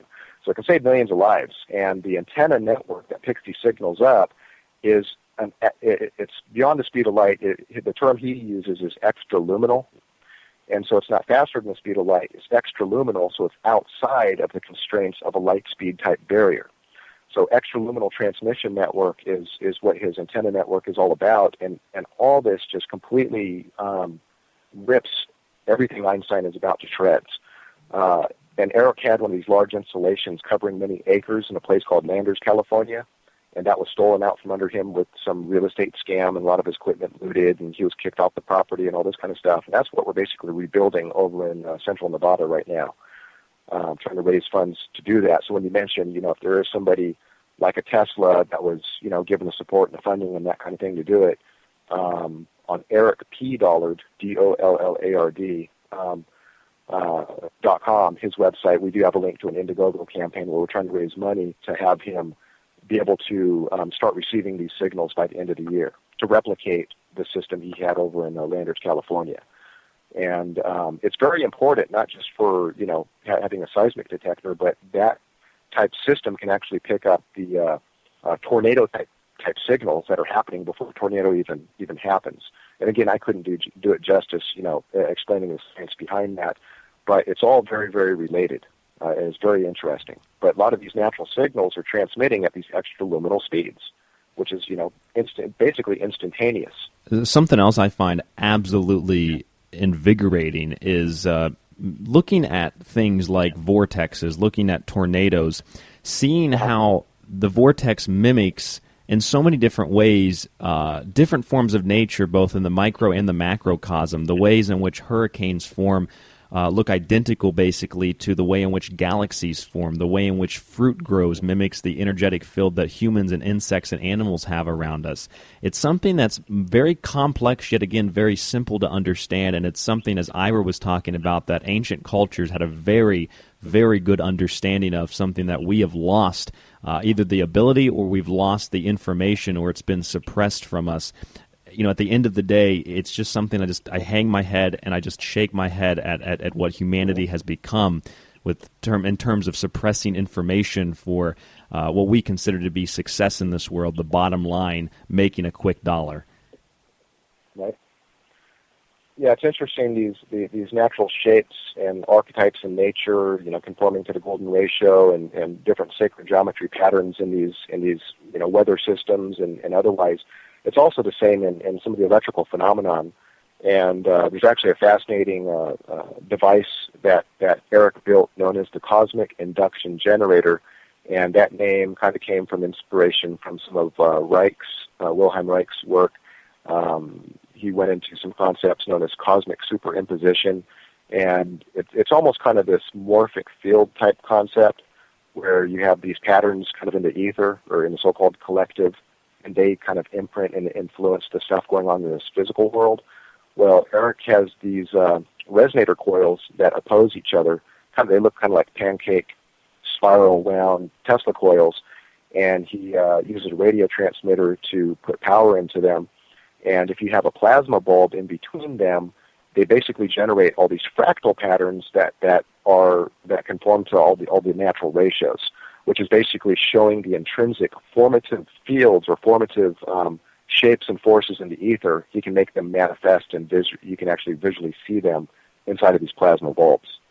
And there's actually, he doesn't have his larger unit anymore, but somebody named John Polakowski has replicated it on a smaller level using much lower power input.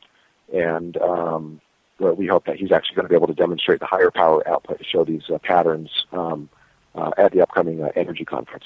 Now, Aaron, how much of this? Oh, I'm sorry. Go ahead. No, go ahead, Ira.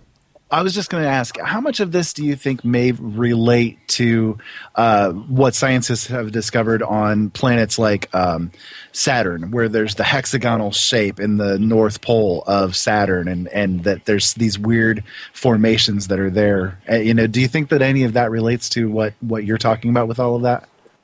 It could be. I mean, there definitely seems to be some type of pattern forming. So something is entrained in the ether with these type of patterns, and they absolutely have a influence in what manifests in the so-called tangible world. As how it specifically relate, I have seen that pattern you're talking about, and I think it's fascinating. Well, okay, a secondary question. That is related. Well, a secondary question then would be, how much do you think maybe the patterns that you use in remote viewing, by recognizing the different things that you entrain yourself to write and that sort of thing, relate to the patterns that you see in the things that are formed in the plasma fields, for instance, that you are creating? Like, of actually maybe even a form of communication is taking place with it all. Right, as possible. I mean, certainly these so-called ideograms in remote viewing are not any type of geometric, like sacred geometry type symbols, and are not really related to golden ratio or anything. But that brings up an interesting concept that what if we actually taught ourselves to while doing the exercises to internalize these ideograms? What if we did use these symbols? I think it'd be an interesting experiment. Yeah, that'd be very interesting to see what comes out. Aaron, do you know, you were talking about remote viewing earlier, and you guys obviously just mentioned it. It just reminded me, the guy we actually interviewed was Courtney Brown. Do you know who that is? Yeah, I know of him. I'm not too familiar with his work. But most of the people that I kind of paid attention to and kind of learned from comes from the SciTech, or technical remote viewing. And I kind of there's a lot of synchronicities how I kind of got moved in that direction. But I kind of pay attention to that particular remote viewing system because it has the original protocols that were originally declassified and brought out by Ed Dames and General Stubblebine. And some of the other systems that I've seen out there, it looks like a couple of the concepts are kind of bastardized. And I think that's to get around intellectual property copyrights, because it is a copyrighted technology. Yeah, the Dame stuff is the type that I've used when I do my remote viewing, so I know I'm very familiar with it. Mm-hmm. Aaron Murakami, our guest today on The Secret Teachings. Aaron, I have to tell you, this is probably one of the most fascinating, informative, and most easily explained ways a guest has ever come onto the show and described things such as free energy. One of the best shows I think we've ever done on free energy here at The Secret Teachings. So that is a testament to you. I absolutely want to have you back in the future. I also do a couple of other shows. I'd like to have you on those shows, perhaps. Maybe we can do a live call-in line some Wednesday night if you can join me. We're not quite finished here yet. We've got about 14, 15 minutes left. I wanted to ask you this question because I think it's kind of unique. I personally believe that there are governments in the world, perhaps our government here in the United States, certain factions of those governments, perhaps black operations that are very aware of this technology. They use it. Their experimentation goes far, probably beyond what you guys have developed. And they use it for things such as weaponry. And, of course, corporations and governments cover up that technology for the profane, for the average person, so that we're stuck with the coal burning and the gas burning engines, the oil and the fossil fuels. Are you at all, maybe even a little bit in the back of your mind, concerned that maybe you personally should, for a more selfless purpose and not such a selfish purpose, conceal some of the stuff that you guys are developing because maybe you're worried about it getting into the hands of, just some mundane person who would want to use it as a weapon? Yeah, that is a concern. I'm all for open sourcing and moving the science forward for people to have an understanding because, in one way I believe it's a birthright of all human beings to understand the physics of abundance. And but at the same time, some of these technologies can be used in a very wrong way. Some of the things you're kind of alluding to. However, there are some of the technologies, like these mechanical amplifiers, that really can't be weaponized. They might be good for, pumping water and doing a few other things, but it's not something that would go onto any craft and give, unlimited energy to, shoot some type of weapon or something. For example, one that I feel is very safe is one which was developed by a man named Skinner back in about 1939 or so. If anybody types into Google, 1939 Skinner gravity power, there's a mechanical amplifier that he made where he was putting in just a little bit of electricity, and it's leveraging gravitational input and converting gravitational potential into actual mechanical work, and winding up with a lot more mechanical work than what it takes to run it. And that also goes against a lot of the Einsteinian and conventional-minded ideas that gravitational potential cannot do work, because in fact it can. And that's something that I think more people should take interest in. I disclosed quite a bit of my own experiments in it, and I caught a lot of flack from some people, inside there too, trying to debunk it and, based on their own conventional ideas and how they think things should work. But so there are a handful of things that I think do pose no threat, but there are some things that I think, shouldn't really be accessed by just freely put out there into the public, because they can be used for wrong. I guess that's also kind of a consequence of technological innovation as well. It's something that maybe we just have to deal with as new technologies are developed. Some people use them for selfish purposes, other people use them for selfless purposes. It just kind of depends, and we have to, I think, be aware of that, and I think we also have to just kind of come to terms and accept that fact. We don't live in some idealistic society. We can romanticize about a utopian in the future where everybody has free energy and, the flying cars and this idea of the scientific future. That's not really how things are. Things are a little bit darker, but your work and the work of those you work with has really, I think, shed a lot of light onto those darker areas. It's informed me, and I hope it's informed the listeners today. Again, Aaron, I got to tell you, this is honestly one of the best interviews I think I've done on this subject. Ira Robinson is my guest host today. Ira, do you have any last comments or questions for our guest?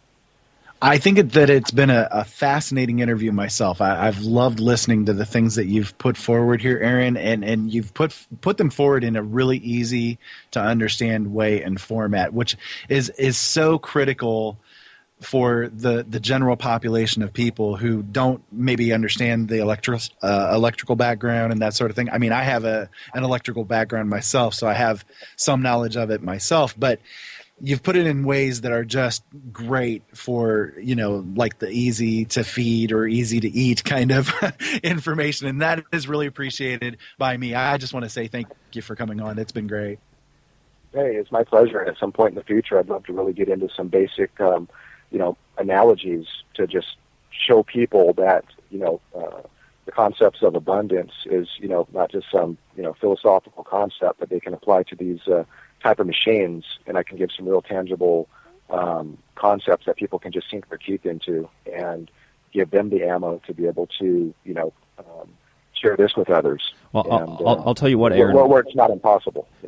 We have just enough time here. Do you have enough time to give us one analogy, one example, and then maybe finish up with, any last comments that you have? Sure, yeah.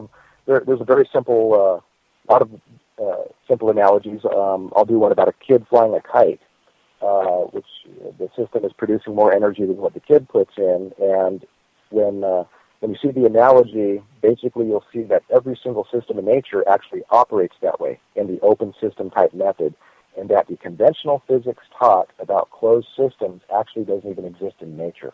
So, for example, let's say that there's a little kid out in the park, and let's say he puts 100 parts energy into running and getting the kite up into the air. Well, once it's in the air and the wind is blowing on the kite, keeping it airborne, the kid could literally just tie the string onto a little bench, walk away, and it'll continue to fly. So let's just say he puts 100 parts energy into getting the kite flying, and it flies for a while, and let's say the wind contributes 900 parts energy to flying over, say an hour or whatever. So the kid put in 100 parts energy, the wind, free from nature, put in 900 parts energy. That's 1,000 parts energy total input. Now, let's say because of air resistance and drag and everything else, let's say 50% of the energy is completely wasted and actually doesn't go into flying the kite, but is air resistance, which creates a little bit of heat loss and that kind of stuff.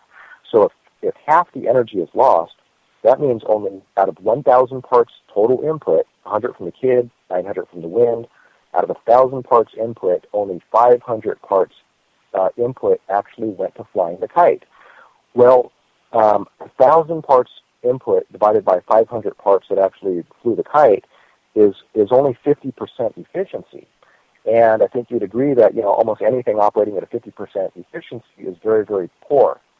However, when you hear people out there talking about these free energy machines and they're talking about, it's over 100% efficient, they actually don't know what they're talking about, because there's a difference between efficiency, which this system is 50% efficient that we just explained, which is very bad. However, it can still produce hundreds of percent more work than what the kid put in. And I'll explain how that's possible. So 1,000 parts in, 500 flew the kite, 50% efficiency, which is a poor efficiency.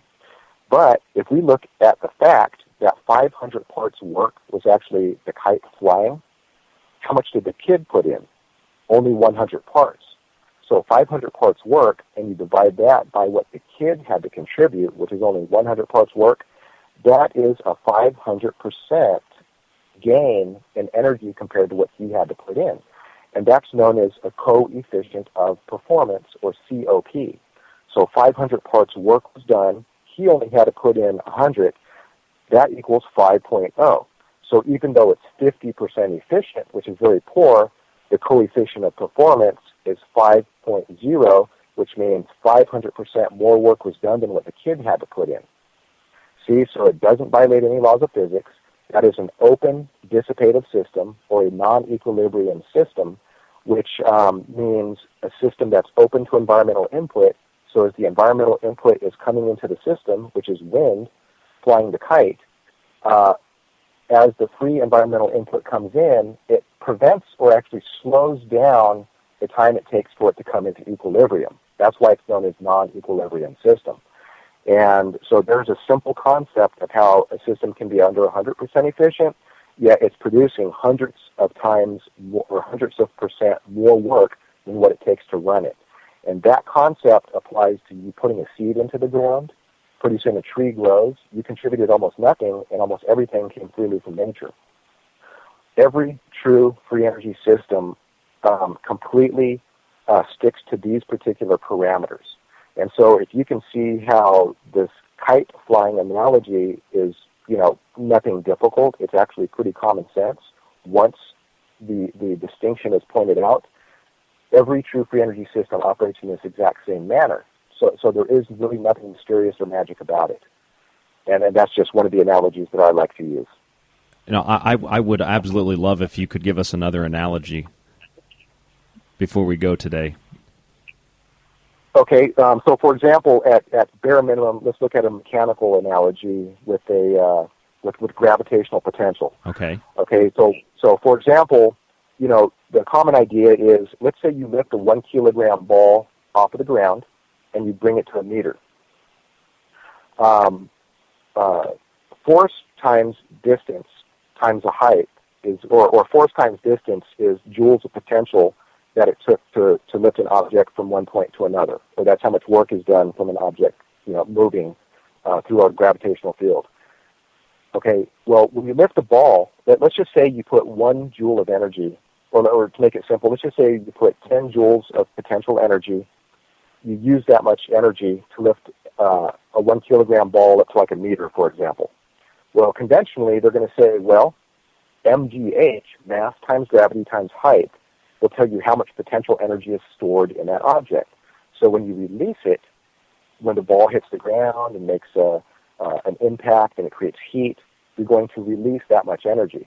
But the truth of the matter is, which is completely anti-Einsteinian, is that you do not store any potential energy in an object when you lift it. It's just, you don't. What happens is, if you expend 1 joule of energy to lift an object to a certain height, you didn't store anything because you just used it up. So that's 1 joule, let's say that's 1 joule of energy.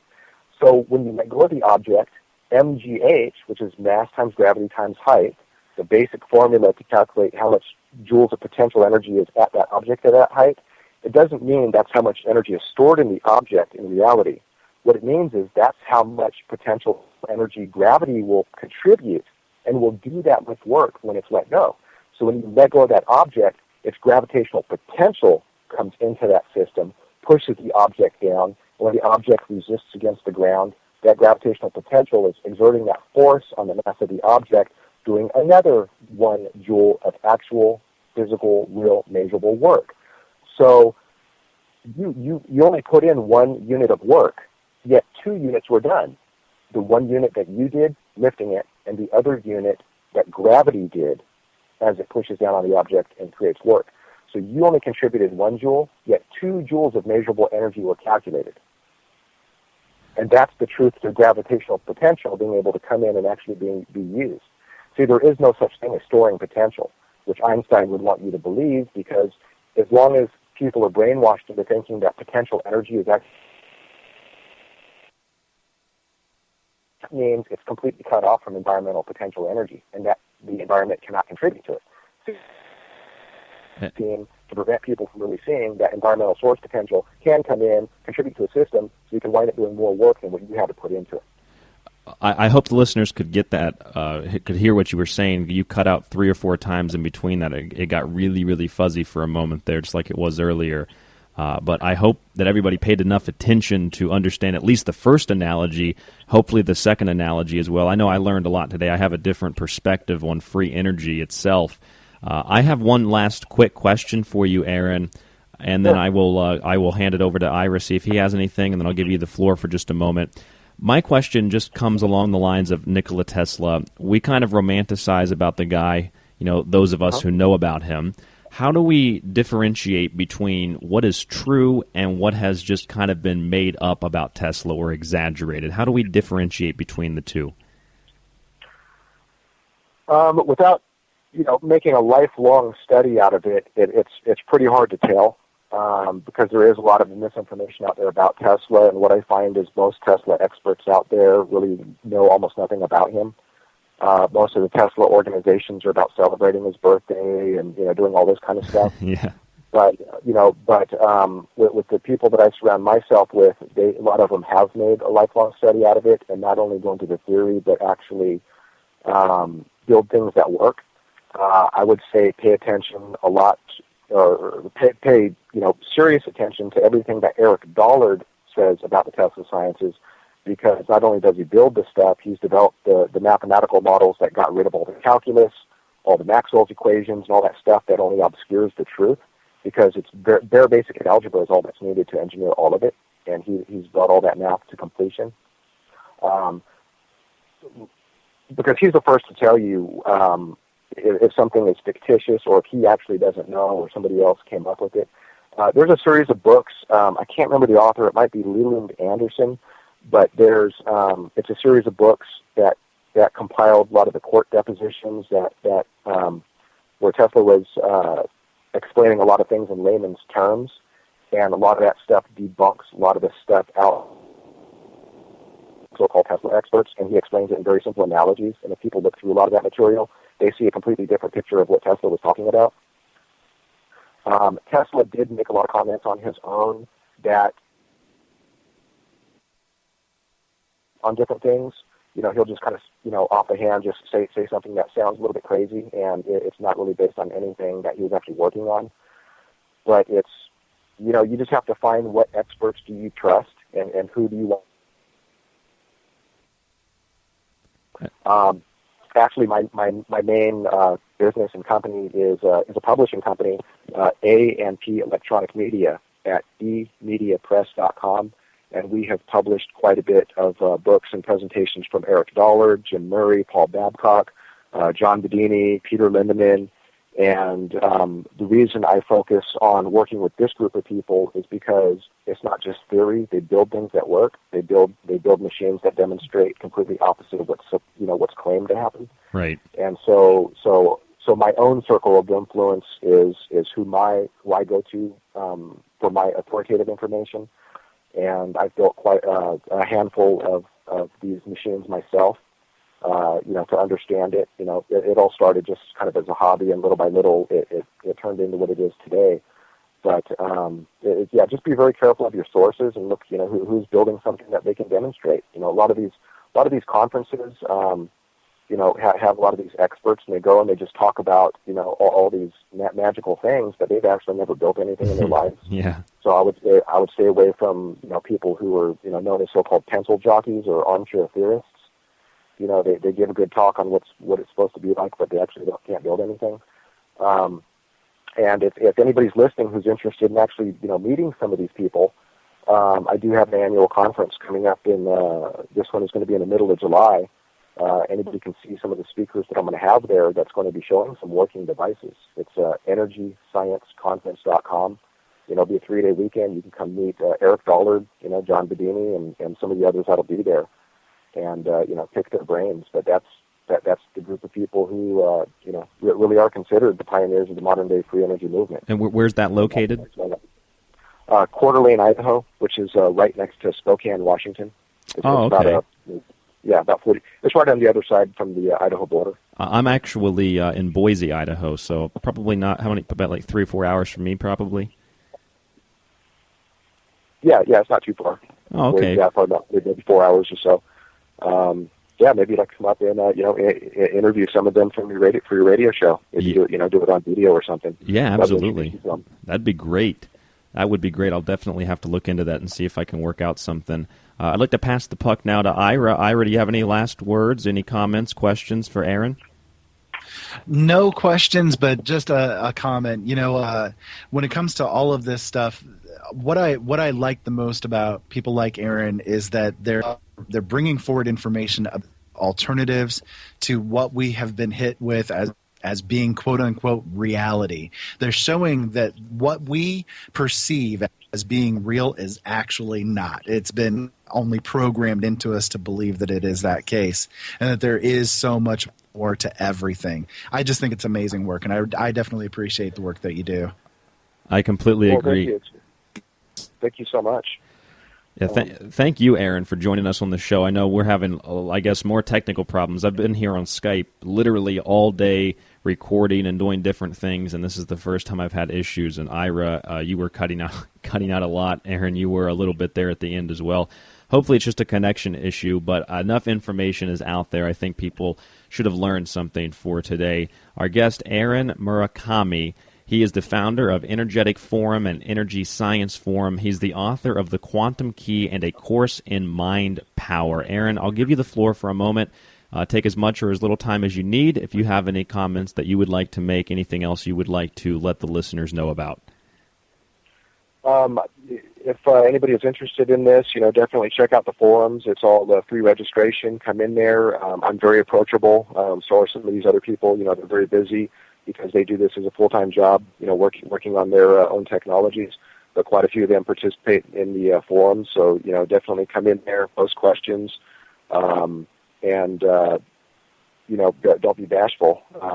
Especially if you have any kind of background in electrical engineering, pay attention to what some of these people have to say, because it can really put you on a different path that you may be looking for that you're never going to be able to find in mainstream university. I'm thrilled to be on the show and to share some of these concepts. I would love to be able to share more on at sometime in the future. If anybody has any questions, you can always private message me in Energetic Forum. My username is Aaron. I have a couple websites you can post comments. I always get back to everybody right away, and usually I answer everything personally, and have for the last many years. And what are some of those other websites? Well, besides the forums, my main business website is emediapress.com, and that's where we publish a lot of the books. Any of the blog or pages. There's a comment system, Discus comment system, where you can post questions or comments, and either myself or one of my partners be more than happy to answer your questions. TeslaChargers.com if you're interested in any of the battery rejuvenation technology. We've literally kept hundreds and hundreds of tons of batteries from going to the dump. EnergyScienceConference.com. That's with our annual conference where you can actually come and meet, some of the real people who are doing some of the most important work in the world in this particular field. And you can even see some demonstrations, not just theory. But, I'm just glad to be able to get the word out there and, just kind of doing my part. For sure, Aaron. We will absolutely have you back on The Secret Teachings, and I'd like to invite you, I'll talk to you about it later, to another show I do called The Last Frequency, which airs Wednesday nights at 9 p.m. Eastern Standard Time right here on the L&M Radio Network. We're just about out of time for today, ladies and gentlemen. Aaron, again, thank you for joining us. I'll contact you via email, and we'll talk a little bit later. How does that sound? Hey, looking forward to it. And thank you again so much for having me on the show. And nice to meet you both. Absolutely. Have a nice day, Aaron. Okay, thank you. Bye-bye. Ira, are you still with me? I am. That was an incredible interview, but I'll tell you what, I'm not making any of this up. I really didn't even want to say anything, but the beginning of the show and even after we hung up and connected again, I'm directly hooked into the Internet. I have a full bar signal with my Wi-Fi. It's all right here hooked into my computer through the DSL modem. It's incredible to me what a bad signal I all of a sudden have when we start talking about free energy, or even when we were talking about some stuff that wasn't necessarily free energy. We were talking about vortexes and lightning. Everything was fine, and as soon as we start talking about kicked in, exactly, you start talking about remote viewing. Exactly, that's what seems to happen. I mean, I really don't even want to talk about it, but it's just so unbelievable that it happens every time Michael interviews somebody about this subject. And I know every time he does it, I sit there and I listen to it, and he says, there you go, ladies and gentlemen, you hear it again. It's interference, and he's not doing anything to the computer. I'm not doing anything to the computer. You and I have recorded how many times, and I've never had this issue except when we talk about this. I have a huge connection to the Internet here. I mean, that is like my end all be all. I love my Internet connection, and I never have problems. Yeah, see, there you go. I never have problems. It's creepy. No, just pay attention to everything. Keep safe out there and have fun, everybody. Thank you so much for having me on again, Ryan. Yeah, absolutely, Ira. You are always welcome here at The Secret Teachings. I am your host, Ryan Gable. Ira Robinson, host of Open Eyes Radio on the L&M Radio Network. Ira, when can they catch your show during the week? Mondays, Wednesdays, and Fridays at 7 o'clock p.m. Eastern Standard Time, and it plays again at 7 o'clock in the morning Eastern Standard Time. Fantastic. I know that the listeners out there, if you listen to L&M 24 hours a day, 7 days a week, you're going to hear a lot of Ira Robinson. You'll also hear a lot of myself, Ryan Gable, and this show, The Secret Teachings. Our website, www.thesecretteachings.info. Our guest today, Aaron Murakami. You spell his name Aaron Murakami. He is the author of The Quantum Key and A Course in Mind Power, and the founder of Energetic Forum and Energy Science Forum. Tell you what, I'm pretty close to this science conference coming up. I might want to head up there to that if anybody else will be in the area. I might try to make my way up there. You are listening to The Secret Teachings, and until next week, again, I am Ryan Gable, Ira Robinson, my guest host, and you should always do the research, do the math for yourself. Stop letting other people tell you what to believe and what to think, and try to connect the dots between seemingly unconnected people, places, and events in the world that seems so complex will actually start to make sense. Auf Wiedersehen and Namaste.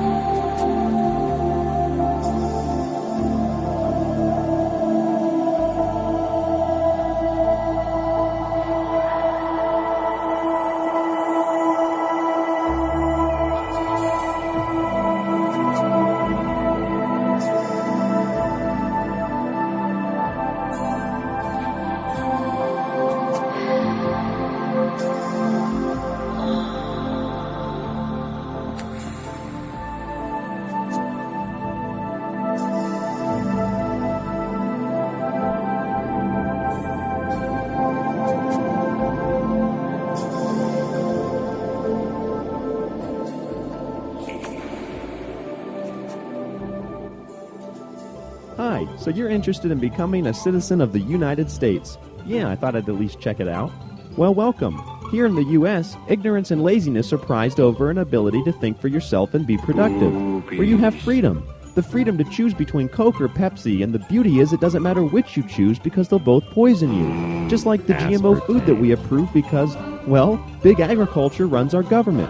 This is the United States where conservatives and liberals are power-hungry warmongers and sociopaths and pedophiles, and libertarians are just plain brainwashed.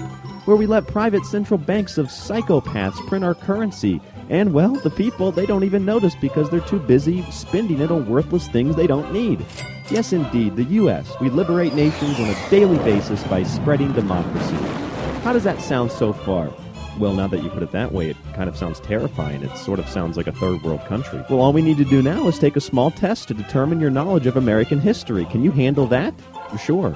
First question, who discovered America? Well, a series of Native American tribes, the Phoenicians, Prince Henry Sinclair. Wrong, it was actually Christopher Columbus who sailed the ocean blue in 1492. Yeah, well, I mean, Mr. Sinclair was actually here in 1392. Next question, what is the Bill of Rights? I mean, it's supposed to be a set of God-given rights that ensure Americans' freedom of speech, press, religion, privacy, without the interference of a government. Ooh, I'm sorry, the answer is actually outdated. Nowadays, we see free speech as a threat to the American freedom, and we rely on the mainstream media as our press, and we frown upon most world religions, and we really just allow the NSA to keep us safe by privately protecting our information. Last question, who is in charge of America?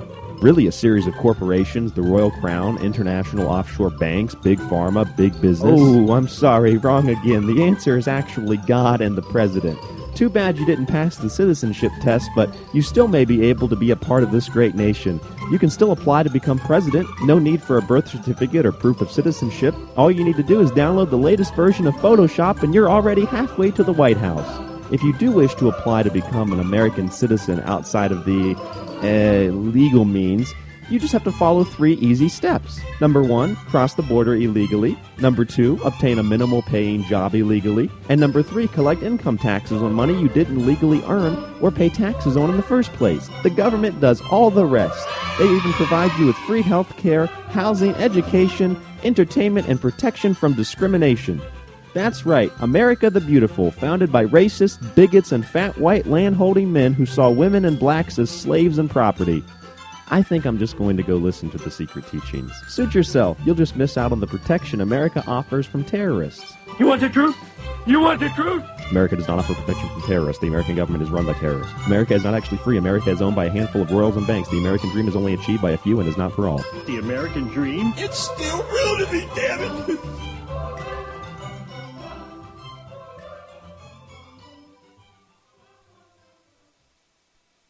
This is Scott Wolter, host of America on Earth, author of The Hooked X and Akhenaten to the Founding Fathers, and you're listening to The Secret Teachings. Hi, this is D.M. Murdoch, also known as Acharya S., author of The Christ Conspiracy and Did Moses Exist? And you're listening to The Secret Teachings. Hello, this is Mark Booth, author of The Secret History of the World and The Sacred History. And you've been listening to The Secret Teachings.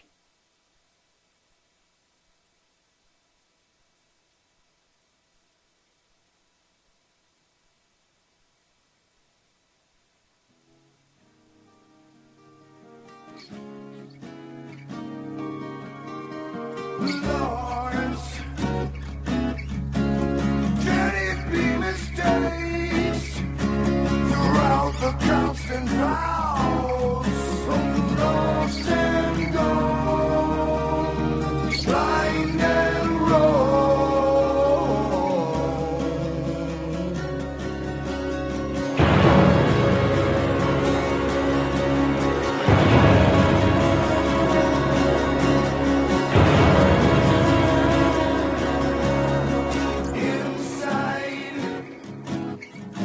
A faith without a hope, a fire that is cold, but grows so well. Who's to tell about it all? A nation cannot see the hardest part.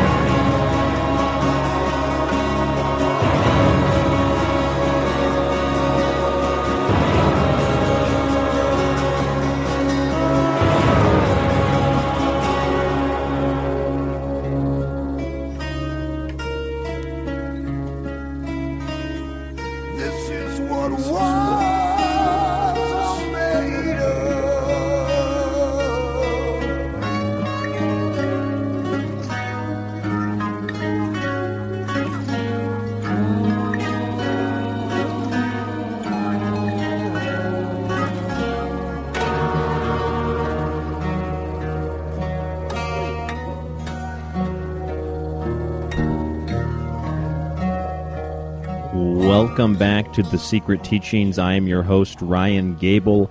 The website is www.thesecretteachings.info. That's thesecretteachings.info. If you go to the website, you will find a link to our show archive that you can download and stream every episode of The Secret Teachings for free.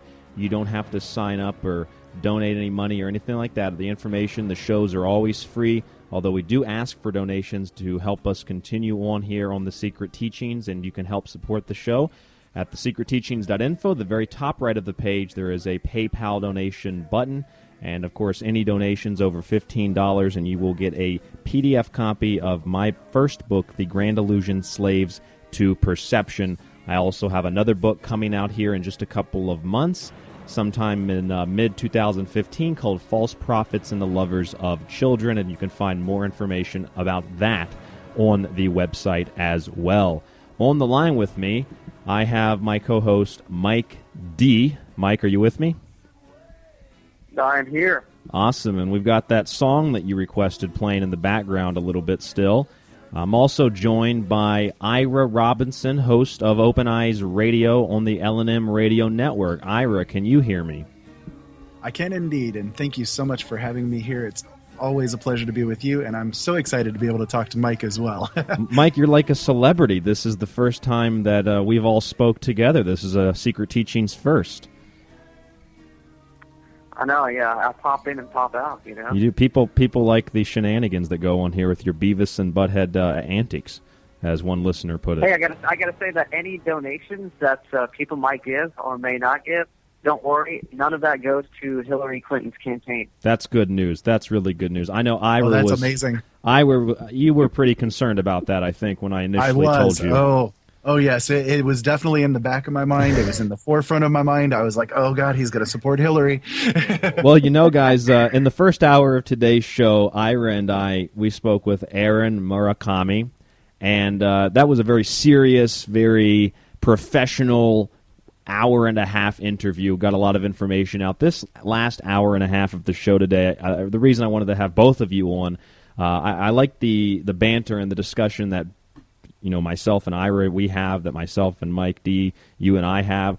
And putting this together, I thought we could just kind of have a good time today, talk about some things that were on our mind. And I know, Mike, Hillary Clinton was on your mind. She was on my mind, too, because the other day I saw, for the first time, and this is when it starts, it's like a zombie apocalypse, I saw the first corpse. I'm walking into a co-op, like a grocery kind of a store, and I see a car, and the car on the back has 2016 Hillary Clinton. So I saw the first bumper sticker. I knew that was the start of it, and now it's all over the news media. It's starting. Doom. Well, she eats at Chipotle like the rest of us, but she's like she's an average citizen. Well, just like Michelle Obama, she shops at Target, doesn't she? Yeah, she shops at Target. She eats at Chipotle. She's just like one of you, Just like one of us. I mean, it's so translucent that it's sad. But I don't know if people are fooled. But she probably never even heard of Chipotle before her rep said, "Hey, maybe we should start your campaign there, because that's where the average American citizen eats." What's Chipotle? It's a restaurant. Yeah. It's you guys remember George Bush the father going to the supermarket and what's that laser light? What's that red light there? Oh yeah, I remember that. Yeah, they're so clueless. They have no clue about what it's like to actually be alive. It's a scanner, Mr. President. Some newfangled technology, huh? Actually, it's been around for several decades. Yeah, if he went into a car now, he'd probably. Well, I'm talking senior. He probably would. He's close to near death anyway, but he would probably just drop dead. And seeing the Bluetooth in the computer systems in cars, he would just flip out, because people like that, they don't drive. They have drivers, and they don't drive their own cars. Yeah, there was. And he would be amazed. When I was in high school, there was a girl who I was friends with because we both liked hockey, and friends just for that reason. And she was one of the I guess you could say, wealthiest kids at my school. Her dad was like one of the founders of this big medical company that was very prominent in the city in West Virginia where I lived for a couple of years. And she got into a car that was it was a friend of hers, but it was an older car, so it had the manual windows that you roll down. And she just didn't have any clue how to operate the manual windows because she's never been in a car like that. She's only been in cars with like voice recognition and everything is digitized with buttons and things like that. And so with these people, they don't have any type of relationship with the average person. I mean, this is just somebody in my school when I was in high school. You just can't imagine what these people are like at a high level of political power. These growing up in multi-billion-dollar wealthy families. Yeah, exactly. A quick story. When I was out of school, I worked for Hertz, and had a lady come the in rental and rent a car. Yeah. Yeah, we told her about before you return the car, you gotta put the gas what we give it to you. And she was flipped out, and she said, "I've never pumped my own gas in my life. I don't even know how to do it. Someone needs to go drive up to the gas station and show me how to do it." And I swear to God, it was unbelievable. And this was a lady, she probably had some money, but nothing close to, the political families, but incredible. I thought she was joking, but she was serious. Yeah, they're actually serious about exactly, you're right. And I have a quote for you guys in regards to this that it sums up my thoughts perfectly, I think, if you guys want to listen to it for just a second. Go ahead. Hallelujah! Holy shit! Where's the Tylenol? That's all I can think of. That's what I feel like too. Man. It's insane. I mean, when you start digging into like how the attitudes are of the people who are, the super wealthy, the ones who, I mean, they have so much wealth that wealth is no longer anything to them. They have no connection to it whatsoever. They have so much wealth and resources that I mean, it just becomes a game. They have no connection to what reality really is. They live literally in a different existence than the rest of the population. Their minds are so freaking warped that they don't even know how to function without somebody putting their pants on for them. Literally, I have known people that cannot even put their damn pants on themselves. Somebody helping them? Somebody else do it for them. Oh, yeah, the Queen has a royal chambermaid who stands in the closet all day. They pay them like a 6-figure salary, and they stand there to dress this lizard. And then they have somebody that is paid to wipe her ass for her. Literally, yeah. And to collect her poop and pee, because they do that for the president too. Yes, they have to. They don't want. There's DNA evidence in there and all this. I mean, what are they afraid they're going to? What did he eat, an alien? Or something? I mean, it's ridiculous. They don't want anybody to clone the president's poop. I guess that's what it is. Maybe he ate he ate an alien steak or something. They got the DNA in it. Yeah, if they test it, they'll find out that he's not really human. So that's probably what it is. It's going to be Obama, the presidential poop. Yeah, yeah, exactly. You ever seen the show? I think I talked to you, Ira. I know Mike D. You've watched Curb Your Enthusiasm, right? Yeah. Oh yeah. Okay, you've watched it too, Ira, with Larry David. I have. Yeah, so there's episodes. Larry David sold Seinfeld the rights to it just for like an afternoon syndication for one network for like $600 million. The guy has made just a massive fortune off of his comedy. And I love Seinfeld and Curb Your Enthusiasm, but there's an episode of Curb Your Enthusiasm where I don't know if you guys saw this. He has to wrap a present, and he's so wealthy that he doesn't really do things like the average person. So he's traveling all over town trying to get somebody to wrap this present, and people keep telling him, well, you need wrapping paper, and you need tape, and you need scissors. And he says, well, where do I get tape? But you got to go to this store, got to the stationery store. He's like, well, I got to go to a store for tape, then I got to go to another store for scissors. They're like, no, you got to go to one of those, gift wrapping places. And then he goes there, and they're like, yeah, but you got to supply. And it's just like he has no clue. He's getting his socks dry cleaned when his wife leaves because everybody's always done everything for him. That's what it's that's how these people act. They don't know how to function in regular society, and yet they are promoted as this image of being able to relate to the commoner. And not only that, but being able to lead the commoner as well. Oh, I yeah. mean, that's the big thing. They're pushed on us as being the ones who are leading by divine right. God blessed these people to be able to do the things that they are doing. God didn't bless somebody to not have enough intelligence to put your damn pants on. Come on. Divine blood right of the kings, I think. Yes. You guys remember during the last presidential election, there were all these images. Of course, you had every presidential candidate of the Republican Party. They wrote a book, and they probably didn't really write it. They had a book, and it was their face on it. And then Ron Paul's book was the only book that didn't have his face on it. It just had something about liberty, I think was one of his books. I have Liberty Defined, I think was the name of it. And then there's all these images of the presidential candidates traveling. And there was a big write-up, I remember, in one of the newspapers that said, Ron Paul, he's this big elitist. He's traveling on private jets place to place. And then, you looked at someone like Mitt Romney, and he's traveling on private jets too, but it's his own private fleet of private jets that he got for running companies into the ground. And I remember seeing one image, you probably remember this, where he couldn't even put on his own shoes and tie them. He had a guy for that. He should have had a guy to take care of his pets and not put his dog on the top of his car. Yeah. Not a guy for that. Maybe if someone's putting on his pants, they need to put on his magical underwear while they're at it too. Remember the Lyndon Johnson pants in the White House, ordering pants? Yeah, ordering pants. I gotta have ones to fit my balls, That's right. Right up in my bunghole. Yeah. Right up into the bunghole. I think I have a sound clip of that here somewhere. If I can bring it up. I don't know if you guys can hear it. I don't have two sound cards, but let's see if I can bring this up for the listeners here.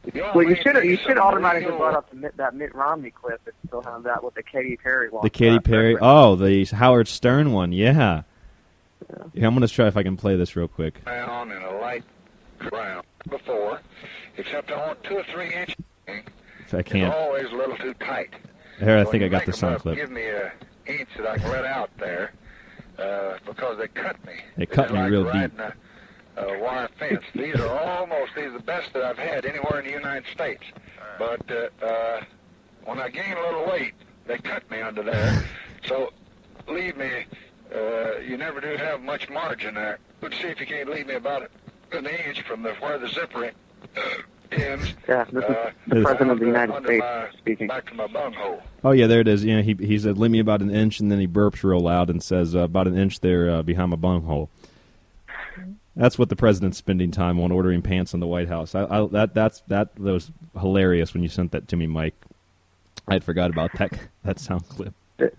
But it's gearing up. We're gearing up for that political season again, and I like to watch the presidential debates just to listen to the rhetoric. I like to just listen to the propaganda, to listen to the repeaters. It's incredible that we're still at that point nowadays, guys.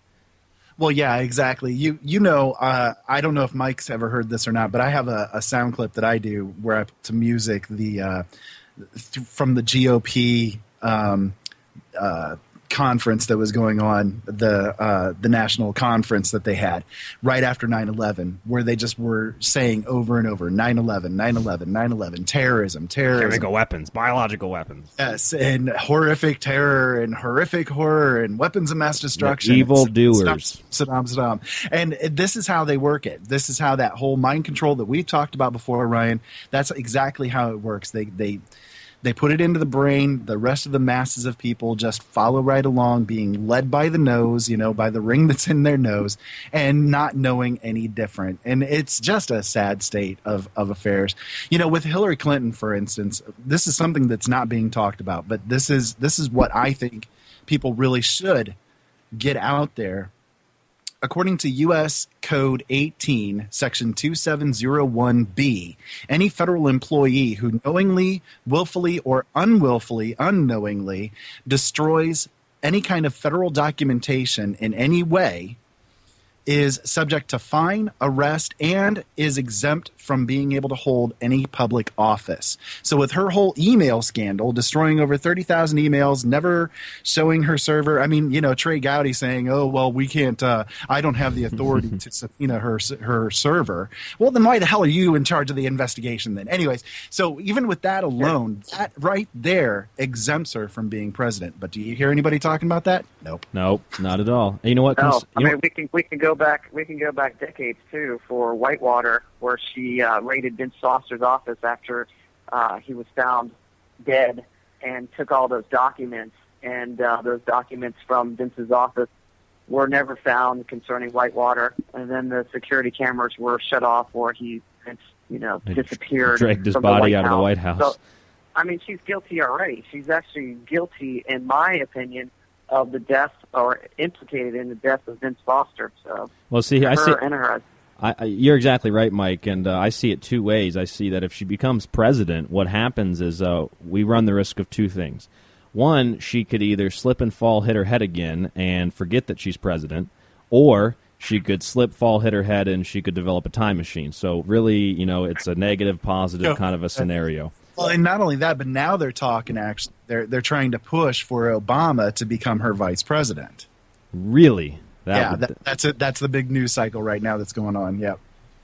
Well, they can push it all they want. What a political circus it is, isn't it? You know what else I saw, guys? Other than outside of politics, I was watching the NHL playoffs the other night, and I'm watching the game, and it goes to I usually stream it online, so I don't have to watch commercials, but occasionally a stream that you find will have a broadcast from television, so you get the commercials. And I got a commercial, and it was a Coors Light commercial, I believe was the name of the beer.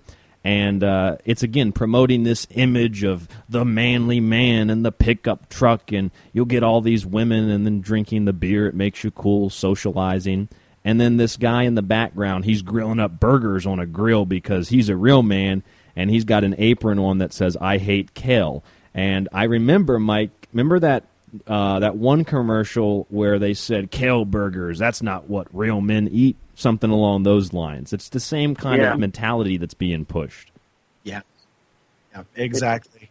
Budweiser got sued a couple of years ago for their commercials because somebody sued them because he was disappointed that his life did not take on the same aspects that the commercial. He didn't have a pretty lady by his side. He didn't have the manly physique after he started drinking Budweiser, so he sued Budweiser for not fulfilling their fantasy promises. Wow. What were you going to say, Mike? I was going to say, I mean, it's so backwards. If you talk to some elite athletes, they're vegetarians by nature. Oh yeah. And so that goes, but that's not out there. Because for the masses, they want you to, eat red meat and drink beer, get fat, get diseases, die early. Continue the cycle of systematically being broke down mentally, emotionally, physically. So it's kind of sad, but. Well, I went to the grocery store today. I bought a plant-based meat to put with my. I made some pasta, and it was fantastic. You got to be careful though. This vegan stuff, like we discussed some before. Some of it's gross. Some of it is just you're better off eating meat. Yeah. Some of this. It reminds me of I'm a big computer guy, and it reminds me of the old adage with computers: GIGO, garbage in, garbage out. Whatever you take in, whether it's meat or vegetables or whatever, if it's garbage to begin with, you're getting garbage out of it. That's all that it comes down to. So you see in the food industry right now, it's better living through chemistry. They've done everything that they can do to preserve us as best as we can be preserved, I guess you could say, through the food that we consume. And it's all garbage, every bit of it. There's no value to it. Even opposing the idea of the cheeseburger being the most nutritionally packed food that's ever been created. Oh, of course. The cheeseburger is the most nutritious and cheapest food ever developed by anybody anywhere in the history of the universe. Makes you really. It just gives you a headache when you think about it. Hey, it's got dairy. It's got your meat. It's got your tomato on it. Sure, you got all there. You do, and you also get these pizzas now. These pizzas are vegetables because they have tomato on it, apparently, even though tomatoes, I don't know, like a fruit. But I like how Congress actually defines a pizza as being a vegetable because it has tomatoes, which isn't even a vegetable. Really, really makes you wonder. Is this the Twilight Zone? That's what it really kind of feels like. I went to a hockey game the other night. It was like a minor league game. Before I went, this is a two-part story here. I went to Whole Foods, and I go to Whole Foods, and I'm asking because I wanted something kind of sweet. I hadn't had any sweets for a while. I'm not really a big sweets person, but I wanted a cookie or something. So I went in there and I'm asking for vegan cookies. And, people, even where I'm living now, a city that should be very promoting of a vegan lifestyle, there's no vegan food. So everything's got milk, eggs, and GMOs in it. And even at Whole Foods, I say, can I find, help me find something that's vegan? They said, well, we really don't have anything that's vegan. There might be something over here. So the woman, younger girl, she took me over to the bakery section, and we looked around. She said, well, I guess it just doesn't have anything. But what are you looking, just to stay away from gluten, to stay away from milk and eggs? And I said, no, I'm actually looking to stay away from anything genetically modified, all preservatives, no natural flavors, no aspartame, no high fructose corn syrup. I just kind of, laid it out in the line. And she said, well, and this is the same story, Mike D., you and I talked about, where I went to the Whole Foods in Orlando, and I told them about this milk that there was a rice milk, and there were two containers of it. There was a big carton and a small carton. And the big carton, for some reason, had a very limited amount of ingredients, and the small carton, for some reason, had natural flavors in it. And when I asked them what the issue was, the woman in Orlando and the woman at this Whole Foods where I am on the West Coast now said almost the exact same thing. So it must be a line that they're taught at Whole Foods. They said Whole Foods does not put preservatives into their foods. We have a strict policy against that. So they said something along those lines. And I said, yeah, well, this has citric acid in it. And if you look at the different ingredient labels, every ingredient label that uses citric acid, they put a different parentheses next to it with some other explanation. Like I saw one the other day, guys, or citric acid, we know, is a black tar derivative of GMO. It said citric acid, and then in parentheses it said, what did it say? Oh, antioxidant protectiveness. Like they're just making stuff up and putting it onto the bottle. Well, did you see the response I got back from Honest Teas? I think I sent you that via text message. I did. What was it? You go ahead and tell us. Yeah, well, when Coke purchased them, a lot of their teas beforehand did not have the citrus acid in their teas, and so I emailed them, and because of Ryan actually, where we talked about it being derived from black mold because it's cheaper to derive it from mold than it is actually from citrus. That's where it came. That's of course the terminology of the word. It's from fruits originally. But these companies now, it's cheaper to use this black mold derivative of it. So I wanted to know what Honest Teas were using, their citrus acid, because they don't say. So I wrote Seth, I guess, who is an owner. One of the founders, I guess. The actual person. Some other person got back to me. But they said that their citric acid is from actually corn-based. Mm. Now, I never heard of that, because I thought it was just basically from two ways you get it, from citrus, and then or the cheaper route you use the mold. I think the mold is from the GM corn. Oh, is it?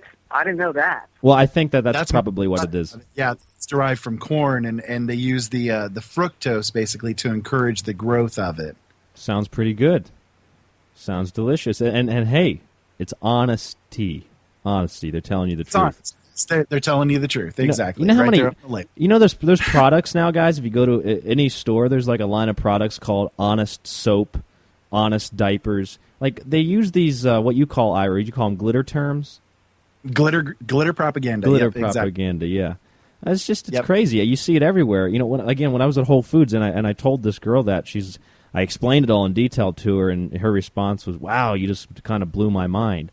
And she didn't really know what else to say. Later that night when I went to the hockey game, though, hockey is I don't really like any other sport except hockey, but in hockey there seems to be, in all of the leagues, like this big promotional thing to help the community and to help the very local community, and to promote this image of health and play hockey or play any sport, go outside, be active, be fit. And then every game that I've been to so far since I've moved to where I am now, and they did the same thing in Tampa when I went to the Lightning games, what they would do is they say, if your team scores more than 2 goals, bring your ticket down to Burger King or McDonald's or Hardee's or Jack in the Box, and you get yourself a free double cheeseburger. Yeah. The NFL now does a thing that they call Play 60. Encouraging kids go out and play for 60 minutes every day, but then come in and watch your TV. And come watch TV, and then you watch all the ads on the television during the football game. After they told you to get healthy, they say, "Okay, buy this beer, buy this soda, buy these chips. Yep. This is what real men eat. This, not that damn kale." Well, it's just like what you're talking about there. It reminded me of the whole going to Subway. Mike. To the Junior Diabetes Foundation, you get a free cookie. Did you know that, Mike? You get a free cookie if you donate $1 to the Junior Diabetes Association. And then at KFC, you can get it yourself down there. And then at KFC, if you buy one of their half gallons, half a gallon, 96 ounces of pop, they'll donate $1 to the Junior Diabetes Foundation. There you go. So scared, abused chickens. Well, that all those excreting those hormones that you're eating, genetically modified and cloned. And I think the Junior Diabetes Association, they've got to be pretty much on the verge of curing diabetes with all this money. Because I swear to God, 2 years ago I went to KFC because I don't know why, but because I did have a shift in my life where, just like Ryan, I was blind and I used to eat this crap. But 2 years ago, I was on the right path, and I was changing everything I was doing. But for some reason, I was just tired of, I think I was eating a lot of Chipotle, and I just went to KFC. I ordered something and then ate it. I was in my car, actually, and I threw it up, and that was it. That was the last time I Did your body reject it? My body rejected it so badly that the smell actually almost made, when I opened the bag, it almost made me puke. I was just like, oh, why did I just waste $8? Oh, yeah. I knew I was going to, it was disgusting. Yeah, I remember they had to change the name of it. Again, the whole propaganda stuff, they had to change the name of it from Kentucky Fried Chicken to KFC. From the perception of fried food, because fried food is bad for you, They had to do this in order to, it's just like with Dairy Queen, it's not fast food, it's fan food. Don't mention Dairy Queen on this show. Oh yeah, I'm sorry. You remember all that, Ira? Horrible. I'm sorry. Okay, according to a unnamed source in the pseudo ice cream industry. It's fan food. It's fan food, not fast food. Yeah, you've seen these fast food restaurants have really changed their image in the last couple of years. With the different paintings and the way that they've changed the mascots. Like Wendy's used to be this big, heavier set woman who had red hair. She used to be Wendy. And now it's like some super skinny fake redhead girl who's munching on chicken nuggets every other commercial. You guys seen the new Wendy's commercials? Exactly. And Dave would be rolling around in his grave, he was actually pretty decent about making sure that people were getting taken care of, but as soon as he started losing control of the company, boy, that's when you really started down this pathway that you see right now with them, that it's all fake, it's all nasty, it's just they put propylene glycol antifreeze into the what do they call them, the ice cream things that Frosties, Frosties, they put antifreeze in those. It's disgusting. And I actually just saw an article the other day about ramen noodles, and it said 10 ingredients you didn't know were in ramen noodles, and I didn't know this. Propylene glycol is supposedly one of the ingredients in ramen noodles. Again, antifreeze is in ramen noodles. They even put this in vaccinations. They put antifreeze in vaccinations. I mean, it's poisonous, and yet it's put in vaccinations, it's put in cosmetics, it's put into food, ice cream, all sorts of different products. And, you guys, you see, if you watch the development of what's happened with a lot of these fast food restaurants, you'll see this transition, as we were speaking about earlier. I don't know if it was on or off air, this transition now to McDonald's is one of the big ones where they're saying, I just saw a commercial, we are now providing chicken that's free range and that's free of antibiotics and there's no natural flavors or artificial preservatives at all. It's just fresh chicken. McDonald's, it's natural. Something like that. Yeah, exactly. They can't even do that for all stores until 2017. Yeah, because just to get it out of the food system. But then they don't really tell you, big deal. Who cares? It's still probably they're still eating corn that's GMO'd out. Yeah. It's not only that. It's not only that, but yes, sure, the chicken itself may be free range and maybe quote unquote healthy, but what's in the bun? What's in the vegetables that are on it? What's in the sauce that's in it? That's all unnatural, you see. But the chicken itself, yeah, sure, that's cool. Chicken's cool. They just move the preservatives from the chicken to the bread. Yeah, it's just like the idea, though, of the study. There was a study that was just released, oh, gosh, it was about 2 years ago. I think it was on ABC that they ended up covering this. But they were saying that what they found in their investigations was that the average fast food restaurant that you go to, if they serve burgers, when you get a burger from them, the meat that's in the burger actually could come from over 100 cows mixed in together. So, you toss in that with all these cows that are, diseased, they're pumped full of more antibiotics than are given to humans. The antibiotic industry, for instance, is that they give more antibiotics. I think it's like 3 times the amount of antibiotics are used in the livestock industry as opposed to the human industry. You toss all these things in there, and then you mix all of those 100 cows together in your average hamburger patty from McDonald's. And you're loving it. And you're loving it, exactly. And hey, you go to Burger King, get some horse, have it your way. Yeah, exactly. You can have the horse and have it take you to the nearest McDonald's so you can get some of the fries, and because everybody knows the McDonald's fries are better, right? Of course, the best tasting. So of course, that's across America. Just like Diet Coke is better than Diet Pepsi, and I can't believe aspartame is promoted as a healthy alternative and a weight loss supplement when it actually causes you to gain weight because it tricks your body into thinking it's getting sugar when it's not. Mike, while it's on my mind, you were talking to me about antibiotics like Ira was saying. You said something about it's transitioning into the human population. That it was something about antibiotics. I forget what you were talking about.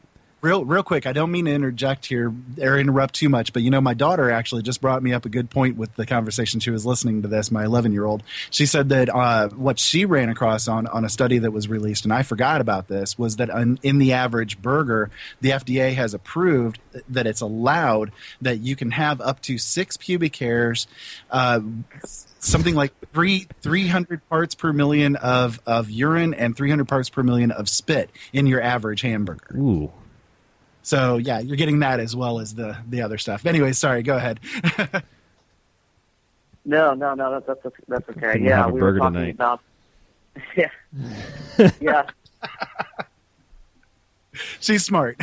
We were talking about... I was talking about how they're giving the cows a corn diet, first off, GMO corn, where cows don't eat corn naturally. They eat grass naturally. So what happens is that corn disrupts the digestive system of the cow, causing more bacteria to get into their system, causing the farmers, or so-called farmers, to give them more antibacterial drugs.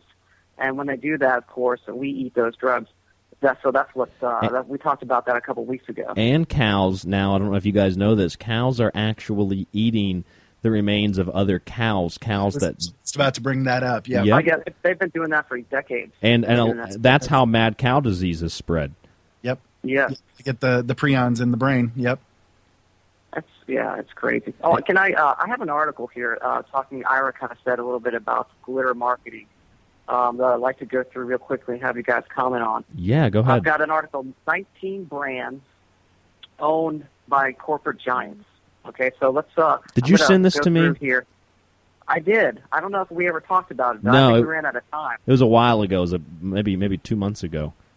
Yeah, I don't think we ever got to it, but let me run through these real quick. So we've got Blue Moon beer, and I'm not sure if you guys have ever seen Blue Moon beer, but of course it looks like it's a the graphics on it in the dark bottle looks like it's a micro kind of beer, micro brew beer. But the actual owner is Miller Coors Brewing. And then we have Miss Myers Cleaning Day products. I mean, these are on Target left and right. I'm forgotten you've seen the Myers Clean Day. Oh, yeah. I think they're owned by, was it Johnson & Johnson? That is correct. That is correct. And these are touted as being, more environmentally friendly and better ingredients and blah, blah, blah, blah, blah. Let me just get those here. Our good friends at Cashy, which I didn't know, owned by Kellogg's. Yes. And I think I remember them being bought out a while ago. Yes, and General Mills also bought the Annie's Organic Food Company. Yes. And yes, hey, that's probably... if we can pause for a moment on the Kashi, and you guys, have you seen a box of Kashi lately? I have not. No. Okay, if you've seen a box of Kashi recently, if you've been to the store, I know a lot of people like Kashi because, they see those commercials with the skinny guys and the skinny girls. They're traveling the earth. They're looking for the best ingredients to add to the Kashi.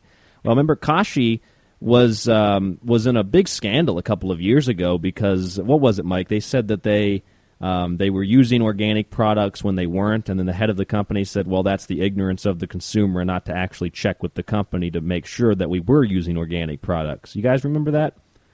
I remember that, yeah. It reminded me so much of the Nestle CEO, Oh, yeah. Human beings don't have a right to water and We're all going that to charge for water, right? Yeah, and Nestle's actually, they own a company called Arrowhead, and they're pumping water out of California, even against regulations. The government knows they're doing it, and they're still getting away with it. Big multi-billion-dollar corporation. What I was going to say, though, is that if you look at a box of Kashi now, after they got in that big scandal and people stopped buying the product, I think, for a while, they took a financial hit. If you look at a regular non-GMO label with the monarch butterfly, the reason they use that is because the first monarch butterflies to come into contact with pollen from genetically modified corn died instantaneously, so they use that monarch. It's a third-party verifier of non-genetically modified ingredients being used for certain products, and certain companies can sign up for this. Well, Kashi eventually signed up for it, but when you see a regular non-GMO label, you'll see that it's usually a small little tiny thing on a box. Don't believe the ones that are put onto the shelf by Whole Foods. They can put those anywhere. People can move them around. Or even the stickers. Don't buy anything if it's got the sticker on it. That's just crap. It has to be printed on the box. And you'll see that Kashi uses a non-GMO sticker that is literally 4 to 6 times. I've even seen one that's almost a quarter of the size of the box on the front, where it just says in huge letters, now non-GMO or non-GMO verified. And then they have something on the back of the box, if you turn it over, on all of their products now that says, it's our organic promise. So now they're promising us that it's organic, guys. You feel better about this. It's just like that Tommy Boy movie. Me and you had that discussion about that a couple of weeks ago. Tommy Boy, where they have the guarantee on the box. You can guaranteed piece of crap inside this box, but all you're going to get is a guaranteed piece of crap. It makes no difference. It's just propaganda, and that is something that I am so...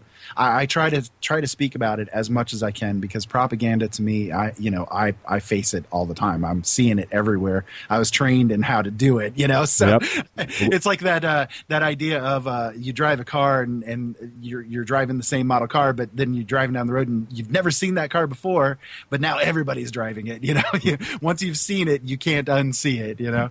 So yeah, it's propaganda everywhere.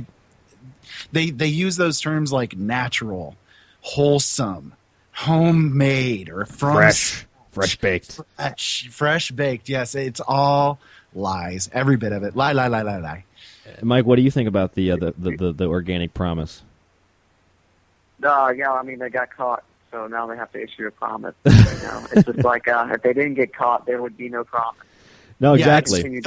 You can't believe a liar. Once they've been caught in a lie, you can believe nothing from them from that point forward. They've lost every bit of credibility. They can't come back and say, oh, well, we're no longer liars. Well, about being a liar, That's right. You see so many products now. Have you guys, I don't know, how much of you guys do like a lot of shopping. I go shopping almost every day just to get enough for the night, try to get fresh vegetables, stuff like that. When I go shopping, and sometimes I'll just walk around the store just to see what's there. Sometimes to just spend some time out of the house. And I'll look at packages and boxes just to get an idea of, just to build my knowledge base about companies. And you'll find that a lot of bottles, a lot of containers, jars, boxes, bags, they now have labels, or a lot of these companies that have been caught lying, that'll say, now with no high fructose corn syrup, now with no MSG, and then you turn it over and it says autolyzed yeast extract, which is MSG, or you turn over the one that says no high fructose corn syrup and it says HFCS, which is just an abbreviation for high fructose corn syrup. The Corn Growers Association came out last year and said that now what they're going to do, instead of saying high fructose corn syrup, they're just going to be labeling it as fructose because it's confusing for the consumer. And I also just learned that if you see the word vanilla, if it just says vanilla, not even vanilla flavor, vanilla is a form of MSG. Yep, it sure is. And it's just like the beaver butts, the vanilla flavor coming from beaver butts. Did you hear that on our show? No, but I knew about that a long ago. It's you see the vanilla flavor or strawberry flavor. Strawberry flavor is that way too. The chocolate flavor comes from the pituitary glands of the beaver, actually, as well. Mike, do you remember that? Oh yeah, yeah. We talked about that 2 years ago. Yeah, tell us a little bit about these flavors, the strawberry flavors. I mean, we talked about that. Strawberry was Starbucks got busted for the red dyes they were using in their beverages. They were coming from insects. Well, that's the first one that comes to my mind. And then the anal beaver glands. Literally. Anal glands. It's the scent. It's the scent that they when they poop, the gland secretes a substance that puts a particular smell onto the poop, so that other beavers can recognize that this is beaver poop. And apparently, it tastes like Napoleon from Briars. Yep. So what scientists discovered that and said, hey, let's put this in the food. Yeah. Dude, I think about that all the time. Who came up with that first thing? Hey, let's see what beaver butt tastes like. Oh, that's vanilla. What kind of fool do you have to be to go licking a beaver and say, tastes like vanilla? And how much money is spent on research to develop these types of natural flavors and chemicals? I mean, a lot of times natural flavors are just different versions of aspartame, but it's all different types of synthetic sweeteners. And you're right. Like, I think that too. Who was just sitting out one day, like a scientist is out on a picnic, and he sees a beaver walk by, and he says, "Hey, you know what? I bet that tastes like strawberries." And he goes over and he licks his ass. Is that what happened? You gotta wonder. You really gotta wonder. It's like who came up with the idea of drinking milk first? Let's go up to this animal and let's pull on its udders a little bit and have some of this milk. Let's suck this liquid out of it. It's just insanity. Whatever happened to going out and just picking a berry and eating it? It's like that Jerry Seinfeld bit talking about who developed this idea that horses could be glue. You just walking by a stationery store, a horse walks by, and you say, "Wait a minute." And they say, "What about that one over there? He's running around. He's acting crazy. He's out of his mind. We'll call that one crazy glue." There you go. Exactly. Well, hey, let me finish this list. Yeah, go ahead. Off topic. Next one, Stacy's Pita Chips. It's a real nice-looking black, elegant bag. Stay away from that one. All natural on it. All natural cinnamon sugar pita chips. Owned by Frito-Lay. Naked Juice, I'm sure you've seen those in the store, the Naked Juice. That's Pepsi. I don't know if I'm pronouncing this right. Adwala. Yes. Owned by Coke. Stonyfield Farms Yogurt. You've seen those in Target. They're all over the place. Owned by Dannon. See's Candies. You see those, of course, around February 14th all the time. Berkshire Hathaway, Warren Buffett's company, actually owns See's Candies, which I did not know. Burt Bees, you've seen the Burt Bees wax and all his hand lotions. I used to like those too. See's are toothpaste. Owned by. Can you guess who owns them? I don't know. Ira, you take a guess, and then I'll take a guess. Aren't they owned by Johnson's now? No. That was actually going to be my guess too, but so what is it, Mike? I will tell you. I will enlighten. Clorox. Clorox. Actually owns really Clorox Corporation. Yes. Did you hear about them? Did you hear about them getting into trouble with people because of the emoji tweet that they did? Did you hear about that last week? No. Yeah, no, apparently they put out a tweet saying we wish that we could use some of our Clorox bleach to bleach some of these emojis that were now released by Apple, and people took that as them complaining about them now releasing like black-faced emojis and brown-faced emojis. People were going off, that's racist, and they're like, we weren't talking about that. We were talking about the poop that is now an emoji. You know, the poop, the smiley poop, and the bathtubs and all that kind of stuff. That was what they were referring to. People knee-jerk response, that's racist. Yeah, they just got a dirty syringe. Here, send me that dripping syringe. And you never go full racist. Never go full racist. Anyway, sorry. Go ahead, Mike. What's Okay. what's the rest of the list say? Altoids contains gelatin made from the inside of animal skins and bones. Lovely, owned by Wrigley, which was bought by Mars and Berkshire Hathaway. Nice. So they're big on the aspartame alone right there. Oh yeah, that's basically the main ingredient is cinnamon flavor and aspartame. I've never seen this beer, but then again, I don't really drink too much beer. But it's another kind of looks like a micro brew because of the graphics on the bottle. It's called Goose Island Beer, and that's owned by Anheuser-Busch, which is owned by InBev, which I think they're a European company. Tom's of Maine. God, I remember back in the day where all the vegans in my school, high school, were using all Tom's deodorant. And is this the shoe company too? No, Tom's makes the deodorant and toothpaste. Okay. I thought it was the shoes Sure, as well. I use Tom's. Let's see where let's see where this leads. Oh no, Ira. Ira's going to be enlightened. Go ahead, Mike. Enlighten Ira. Colgate Palmolive. Oh, see, that doesn't surprise me at all. In fact, I think I do remember reading a couple of years ago that they were bought out by it, but they claim they're still okay. See, that they use xylitol instead of the fluoride, and so I just stay away from it. Like I'm more than just about the ingredients. I try to stay away from the companies and supporting those companies as well now, because I used to use Tom's. I'm not going to lie, just until about a year and a half ago, and I stopped because of that. Yeah. I'm big on that. Don't give them support. Thank you. I did not recognize that. No more Toms for Ira. More Toms. I'm changing it. Tell your wife to throw that shit out. Peppermint Pepperidge Farms. You know, the maker of the cookies, the Milano cookies and such. That's Campbell Soup Company owns those guys. Really? I did not know that. Yeah. I wouldn't eat either. Ben and Jerry's ice cream. Anyone want to take a guess? I don't know. Ira, do you have a guess? Ira? Oop, I'm sorry, I had myself accidentally muted there. I remember hearing about who owned them, and I cannot remember it right off the top of my head. I'm sorry. Ben and Jerry's. You know, I would have assumed it would have been like an ice cream company, but I'm not sure. I don't know if I even have a guess for that. Who does own Ben and Jerry's?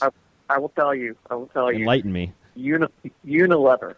Unilever. What is that? What company is that? Unilever. It's a huge corporation. The soap. Have you ever seen the soap? Unilever soap. I think they're European. Is it kind of look generic? It's like got a silver kind of box to it. Yeah. Soap. Okay. Yeah, I know what you're talking about there. Yeah. So they own Ben and Jerry's.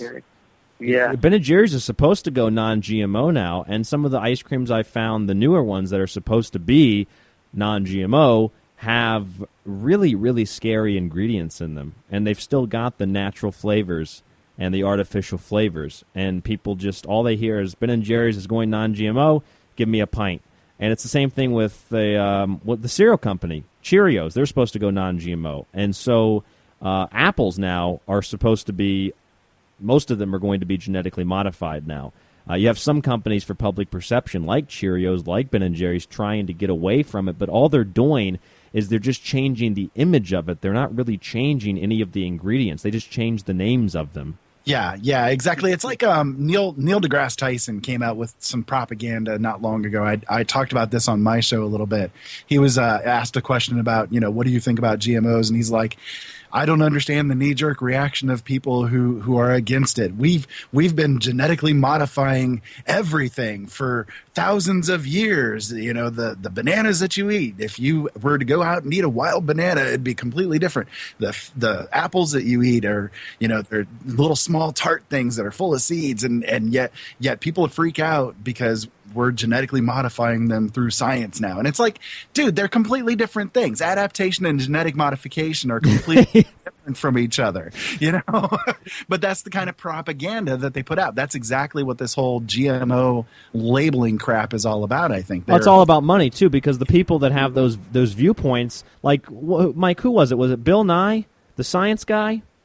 Yes, that's correct. Didn't he take a trip to Monsanto, and then all of a sudden he comes out and he says, we got to change our viewpoints on GMOs. They're good. Exactly. He originally stated that he didn't think it was a good idea tampering with nature. And then it goes to Monsanto and it comes back and said, it's all good. These guys are doing a great job. They're safe. Everything's all right. They probably took him into a room, beat the hell out of him with a bag of genetically modified corn, and then... They're really good at mind control, though, too. I mean, Bill Nye, he's a smart guy, but when you get into that kind of a smartness, the book smart kind of thing instead of the street smart kind of thing, you're really easy to hypnotize. You're really easy to control. It really is simple to do to somebody, to warp their perceptions into what you want to have them be, and hey, Bill Nye, Monsanto's got a lot of money. Bill Nye may have been like, hey, yeah, sure, for a few $1 million, I'll change my ways. That's right. They beat him with that sack of corn and threw a check at him. He took the paycheck. Yeah. So one last one here, and we'll wrap it up. Bare Naked Granola. I don't know if you've ever seen the Bare Naked granola brand. It seems to be a newly promoted product that I've seen on the shelves. It's on a lot of the end caps of a lot of grocery stores now. That is owned by the Kellogg Company. Wow. Now, see, just to share with to listeners out there, I got this information off a website called www.realpharmacy.com. That's pharmacy spelled Pharmacy. And it's a really good website on just health-related articles. And at the end of this article that I'm looking at right now, there's a huge, nice chart. And maybe I can send this to Ryan and we can post it on the website. But it basically breaks it down, the major food companies and all the separate labels that they own. So it has Pepsi here, Coke, Procter & Gamble.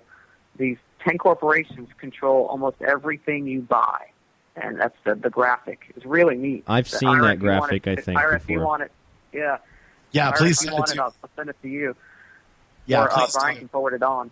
Please do, because I definitely would take a look. Yeah, I've been to realpharmacy.com before myself, and I've used a few of their things on my show, too. They're a great resource, I think. The Coke thing that you guys were talking about there, the thing that reminded me when I spoke about the milk thing earlier is that Coke is now going to be selling milk. Have you heard about that yet? Well, milk, and I'm sure that they are one of the companies that want to put aspartame in it because they say they can't compete with the soda companies. Well, what they're doing basically is they're using a farm. It's a huge dairy farm that's here in Indiana. It's down in the down south of where we're at here. It's a massive dairy farm down there, and what they've developed there is ways to modify the milk to fit whatever the consumer wants to have. So the milk would be, for instance, very, very high fat. So the people that are interested in having that, real rich, creamy taste to their milk, they can buy Coke milk that is going to have that as their push. They're going to do all the different flavors and all that kind of stuff. They're actually modifying it from a base level, genetically, basically, that the cow itself is going to be producing this type of different milk, essentially. There was an episode of a show called Fringe. I don't know if you guys ever watched that. Yeah, remember Bishop, who was one of the main characters, the scientist. He genetically engineered his cow to produce chocolate milk. Yes, on the show. Yeah, and that's essentially what it is that they're looking at doing with all this. I mean, it's crazy. I mean, Coke, the last people that need to be selling milk. I mean, people really shouldn't be drinking it anyways. That's my thought. That's going to be scary when you walk into a grocery store and it's not even refrigerated because they found a way to preserve it without refrigeration. You just see a 6-pack of milk. Yes, exactly. And people are going to just be buying it up because, it's got to be healthy. It says on the label. No more milkman. Anything like that, yeah. It'll just be a Coke truck pulling up neighborhood to neighborhood, dropping off milk. There you go. Santa's going to be developing the whole milk thing so that he can have it on Christmas. Well, that's right. Because Santa usually drinks Coke, doesn't he? So I guess he's going to be going back to drinking the milk. Yep, he'll be drinking Coke milk instead. It'll be the same exact shot of Santa with the 8-ounce glass bottle, but it'll just be a white liquid. It'll just be white instead. Liquid instead. Yeah. But Mike, I'm looking at this chart right now of all the companies and all the little brands that they own, and it's just craziness. These 10 corporations interconnected, isn't it? Yes, have so many interconnected spin-offs where they'll buy a company and then spin off that company into something else or into another brand. They own all these different brands. It is crazy. It's just like with the media, everything basically in the media is owned by essentially 6 corporations. Yep. And those 6 corporations actually kind of bow their knee before 2 news outlets, the Associated Press and Reuters. And then you get down even deeper and you see that the Associated Press is essentially gets a lot of their stuff from Reuters. So in the end of things, everything media-wise that you look at is done through Reuters, so if they want your opinion, they're going to give it to you. That's what it comes down to. Yeah, that's how it works. It's just like with the products that you buy. If you're buying a product, what it comes down to is if you want to have a choice, they're going to give you the choice that you want to have. So, you're going to be forced to buy whatever choice they want to give. And they made it illegal. Yep. I mean, they're making it illegal to grow your own food. They're making it illegal to capture any kind of rainwater or anything like that. That all belongs to the state or the city. You can be fined and jailed for doing that kind of thing. I mean, it's coming down to we literally are going to be underneath the thumb of these corporations. And when the TPP and TTIP go into place, it's going to be even worse. Yeah. Mike, do you know much about the Trans-Pacific Partnership? Are you talking about the interconnected highway which runs through Canada to Mexico? No, it's a trade treaty that is being developed, and actually it's in Congress at the moment. They're looking at pushing it through. One aspect of it, just one aspect alone of it, I think is horrifically frightening for any country that goes with this. Just one, okay, is that if a company has projected that they're going to lose profits due to a law that has been passed within a country that has taken on this trade treaty, the company can sue the country for the amount of money that it projects that it is going to lose based upon the law that was passed. So if Kellogg's projects that they're going to lose $1 billion of profit from the American legislature passing a regulation saying that all foods have to be labeled as GMO, and they project that they're going to lose this $1 billion, they can sue the American government for that $1 billion and get that $1 billion. That is crazy. That is crazy. And that is passed, or that's still in Congress? They're working on it. They've been working on it now for about 7 years is how long they've been developing it. There are many multitudes of companies that are involved with this. The Congress people who are working on getting it passed, they're so secretive about this trade deal that they cannot even let their aides know anything that is in this trade deal. It's only been through leaked documents that they're only allowed to examine it with supervision. Yes, and they cannot have any kind of thing that they can write things down with them or anything. They literally, the paperwork is brought in a locked briefcase, opened up, handed to them. Someone is standing over them the entire time watching them as they read it. They're only given a few pages at a time.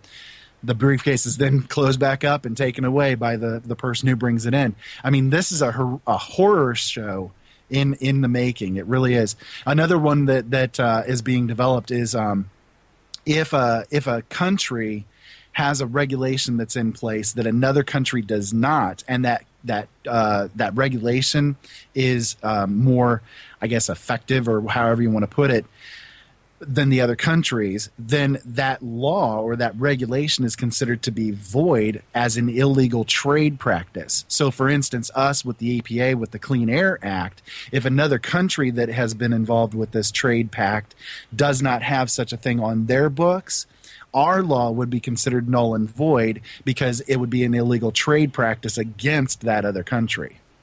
Isn't that some crazy stuff, Mike? That is insane. That's where we're headed. Insane. That's where we're headed. To push through by the time that he's out of presidency. That's the newest form of globalization, and it's done under the corporate hand. I mean, it's really the true definition of fascism. Yes, exactly. It is the corporations that are in control of all of it. I mean, you look at some of the people that are involved in it. You look at Disney; they have 10 lobbyists that are involved in it. You look at Disney. Kellogg's, I think, has 15 that are involved in it. I mean, just huge, massive amount of money and time has been poured into this thing to get it passed. That's how it always is. I tell you what, and you just start to examine the evidence, and we people like us can see this coming from years and years away because it's talked about and because it's promoted and because it's pushed. And initially, when you hear about something like the TPP, you'll have this pushback from the general population, and originally information about such a thing is leaked to get a reaction from the people, and most don't really react at all to it other than thinking, it doesn't really matter, it doesn't affect me, I don't care, I can still go to Burger King and get a nice Clydesdale burger, and it doesn't really matter. And then when it starts to be rolled out more and more, after calling us conspiracy theorists and telling us that we are incorrect for suggesting that such a law might be passed or such a partnership might be had, it rolls out. It is probably worse than what we originally thought, and people still are in the state of complacency because who really cares? The Voice is on tonight. Yeah, exactly. The other things that was leaked out as well was that it would make labeling of GMO foods illegal. Oh yeah. And that's under this could pass any kind of GMO legislation. There were laws passed. I don't think that's going to fly with the American people because they're already used to seeing people hunt out GMO labels. I don't think that would pass with the American taxpayer. Well, because, I mean, soccer moms and the food base. You're acting as if we the people have a choice. Whatever they push through is going to be pushed through. Well, what they do is they change the name of it. Mike and I were speaking about remember all that stuff that happened with what was it called? It was the internet bills that were being passed to regulate the internet. Oh yeah. Yeah, it was whatever the names of them were. I cannot remember. ACTA and PIPA and SOPA. Yeah, SOPA, PIPA. Yeah. Yeah. Well, originally the first one that came out, the same kind of mentality. That's never going to happen. But what we saw, and Mike and I were both talking about this, is what was going to happen is that as people protested, the governmental agencies that were promoting these laws backed away from a promotion of that law in particular, changed the name, and began promoting the new law as a completely different law than the initial law when it was actually the exact same law, and they just changed the name to it, and then it ended up getting passed, and later Obama signed over the remaining controls of the Internet to the United Nations. And that was reported in the Washington Post and the mainstream news. This happened after we were told it would never happen in a free and open society like this. So, yeah, I mean, a lot of the times they just change the name. People go back to sleep. But if you look at the power that Whole Foods has, and the supermarkets, I think, would not allow this to happen because they make money. They love labels that say GMO free, blah blah blah, no high fructose corn syrup. That's how they sell products nowadays.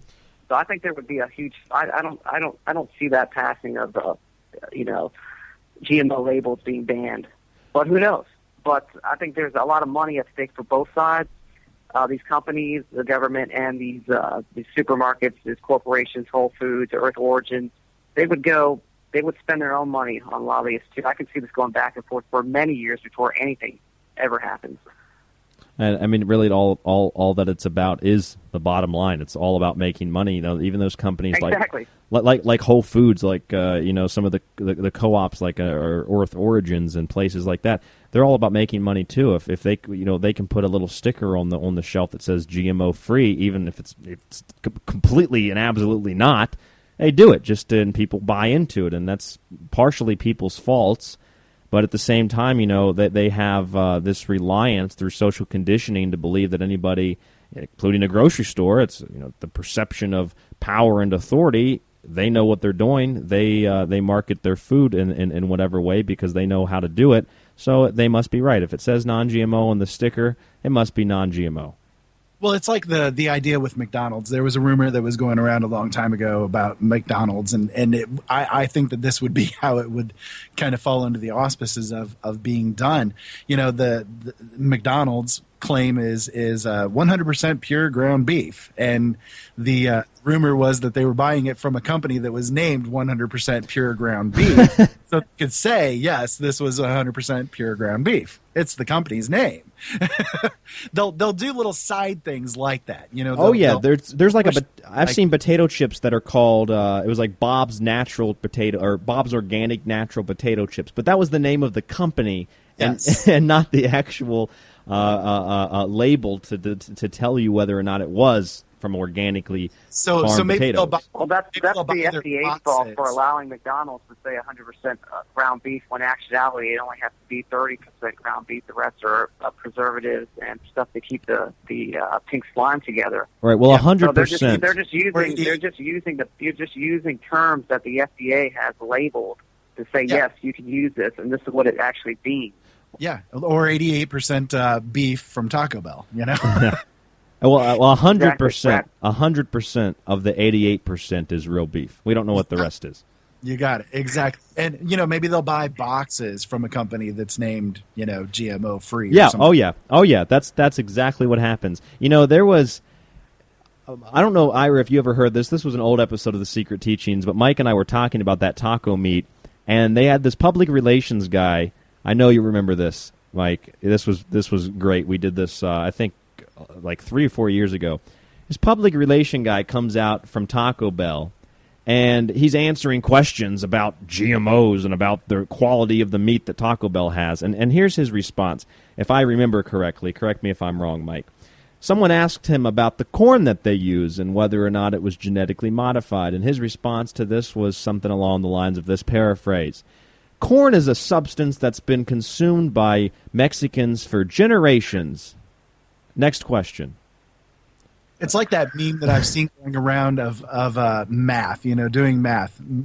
People look at math answers as, what is 58 million times 245,000 purple because aliens are coming. It's like that kind of thinking, that there's no thought to the answer. No, it's not a thought. It really is a non-answer to the answer. Well, it's just going back around full circle to the beginning of the show today. It's just like those presidential debates. I'm sure you both remember watching Mitt Romney on stage, and they say, what's your economic policy? Well, I wrote a book about it, and it's in Chapter 7, and that's basically all I'll say. Well, that's not a policy, Mr. Romney. Can you give us a little bit of details on what you plan to do with the economy? Well, I have an economic policy, and then it's just applause in the background for his economic policy that he didn't describe and that's still not described in the book. It's just the image of, well, he must be a great leader. He's got a policy. What's the policy? I can't tell you because you're too stupid to understand it, is what it seems like to me. Agreed. I think on the food battlefront, I think on the positive note, I think that people are waking up more to the issues of what's going on. Yeah, and I think even people like the Food Babe, what she does, actually enlighten soccer moms into not going to Chick-fil-A. And at least she's very dogged. She goes for it, and she constantly monitors these companies and products. And she's not the only one. There's lots of blogs out there, lots of different websites, food websites and health websites that people can go to get the latest information on what they're eating. So I think there's definitely been a dramatic shift from even the 90s to where we are now on what they want to eat. It's a lot of younger kids in this generation that's making this transition. And you forgot to thank me, the food dude, though, Mike. The food dude, yes. You're supposed to hook up with the food babe, but that never happened. It never happened. No, never. I ended up getting the She's zoo worth flu. like $1 million now. Oh, really? Really? Well, I got the zoo flu, all these different animal flus, and it just never transpired from there. We've got a little under about 13, 14 minutes left here before we've got to wrap up this conversation. I'm having a great time. Me too. Mike, I know you had some other stuff on your mind that we were talking about on the phone earlier. If you wanted to speak about anything else, now is your chance. Oh, yes, Judge. I'm on the stand right this much. Oh, yeah, this is your chance, or, forever hold your peace. Well, you know what? I was perusing the interwebs, interweb 5.0, and thanks, Al Gore. I saw I saw a article on UFOs, and that soldiers are saying that during battles and wartime, more UFOs are seen, and this is being said by ex-Air Force intelligence officers that for some reason when we're fighting people and killing people, UFOs seem to appear, which to me it's not a revelation at all. I mean, if you're gonna monitor a planet and you're seeing these individuals on the planet kill each other, I mean, wouldn't you be observing that and seeing what kind of chaos? I mean, why wouldn't they be observing us during wartime? This is where the Foo Fighters came from. There's the Foo Fighters for World War II came from, and the nuclear detonations. Yeah. There's a book that I read a while back. I don't know if you guys have ever read anything from this author. It's a science fiction book. It's by Alan Dean Foster. Have you ever heard of him? I've heard the name, never read the book. Okay. Well, it's a book called Causal, and the book basically goes into the idea that the aliens who come here to Earth, they don't have violence in their makeup. They're not violent creatures at all, and they come to Earth in a hope basically that they're going to find a home, but they realize, oh wait, there's already people that are here. So in the book, basically, they go through studying what humans are doing to each other, and they're abhorred, but they're also fascinated by it, because they're like, how can beings that are one species do this to each other? We don't understand how is this human race able to actually function while they're full of this violence against each other? How can they think that they're progressing in any way? So the book basically was this study on humans and the ideas basically that we have that, oh, well, we're going to war. This is a good thing. It's patriotic. Oh, you got to be all patriotic. This is a wonderful thing. It's an insanity. The human race as a whole is insane. So many people are so controlled by the idea that we are still in this lizard way of thinking, where we have to be territorial and defend and go out and hunt down and kill and all this kind of stuff. We are an infant species. We really are. Yeah, and they were. Yeah, I've read not that same book, but sort of the same kind of synopsis of it, where they're fascinated by us because as humans we have different races of humans, of blacks, whites, Chinese, Mexican. A lot of these aliens, they don't have that kind of makeup on their planet, so they're fascinated by us as humans and being darker shaded or whatever have you. By diversity, yeah. So and then when they see us killing each other, they're just like, what is going on here? Now, not to say that there's no violent alien races out there, because I've read several books that in most species, not all of them, but in most species, you're going to get good and bad, just like anything in the universe. Well, if they're that could not be true. That if they're the violent types, maybe if they're the violent types, what they're doing is the things that you're seeing above the war fields and all that kind of stuff. Maybe those are remote cameras, and they're just, sending the feed out to the rest of the universe for their entertainment. This is, hey, the humans, they're going after Iraq now, so this is going to be about a 20 season arc. Let's watch what happens. This week it's rated R. Rated R Yes. for violence. This week on the presidential family ruling the world, they attack Iraq. Stay tuned for next week's episode where they invade Syria. and let's watch as Hillary Clinton gets into the White House of what kind of sex exploit be going on in the White House now. Oh wait, we can't. While they're doing this, while she's making love to Pablo the pool boy, they're also going to go over here and invade Iran. And people, and of course they've got criticisms on those planets. They're thinking they're watching this Hillary Clinton sitcom. This woman says she fell off. Something hit her head. She forgot where she was on this Benghazi thing. This is completely made up. These writers suck. This is as ludicrous as Dick Cheney shooting his lawyer in the face and getting away with That's it. right. There's plot holes. I can't believe that went 8 seasons. You gotta wonder. These are the things I think in the middle of the night.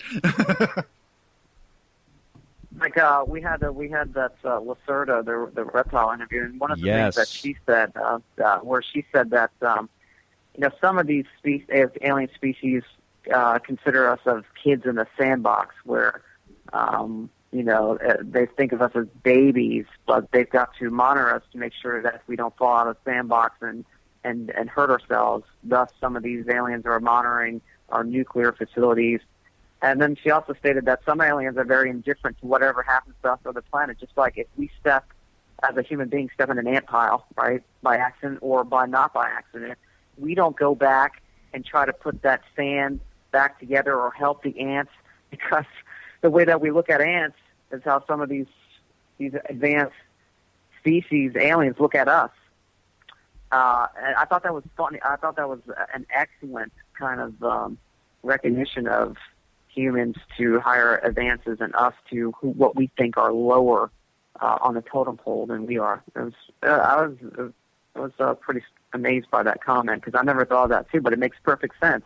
You step at an ant pile, you're worried about maybe getting bit, but you're not worried about rebuilding it or whatever happened to those ants.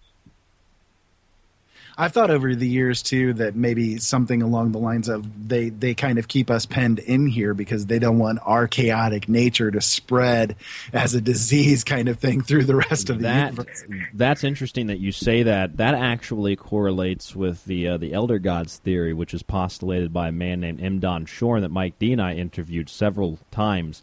He says the same thing, that this group of ancient ones who have been here since partially the beginning of time, the first ones to really evolve out of what was the Big Bang creationism, something we're actually, you and I, Ira, are going to be talking about in a week or two here on The Secret Teachings, and that these first beings that came about, they basically have traveled with other beings who have come about at the same time and made sure that races like ours here on Earth don't cause destruction to themselves, but also don't cause destruction to everything else in the solar system or the universe, that to a certain extent they'll allow us to destroy ourselves, but at other points, nuclear weapons, when that starts being used, things that can really damage the planet and things that can damage nearby planets and living creatures, entities, biological substances, that's when they step in to at least monitor the situation. And I mean, it's really an interesting theory, because it goes right along the lines of what Mike was saying about pilots and military testing and military soldiers during wartime seeing an increase in these unidentified flying objects. I think a lot of that might have to do with the horrors of war and people's minds being messed up. But like I said, the Foo Fighters during World War II, the monitoring of nuclear detonations, this has been around for a long time. It's not something that's new. Yeah, absolutely. Well, you're gonna see with these vets from Vietnam and the Korean conflict, because they're older now. They're in their 70s, and they're coming more forward with reports of what they've seen that you've never heard before, or battles that we've had with UFOs in Vietnam, because they don't care anymore. Because they talk about this before, their careers would come to a standstill, but now that they're retired, they're old, they're speaking more up front now. So I think you're going to see more stories come out of these people in the military, ex-military folks from the Vietnam era, talking about UFOs more.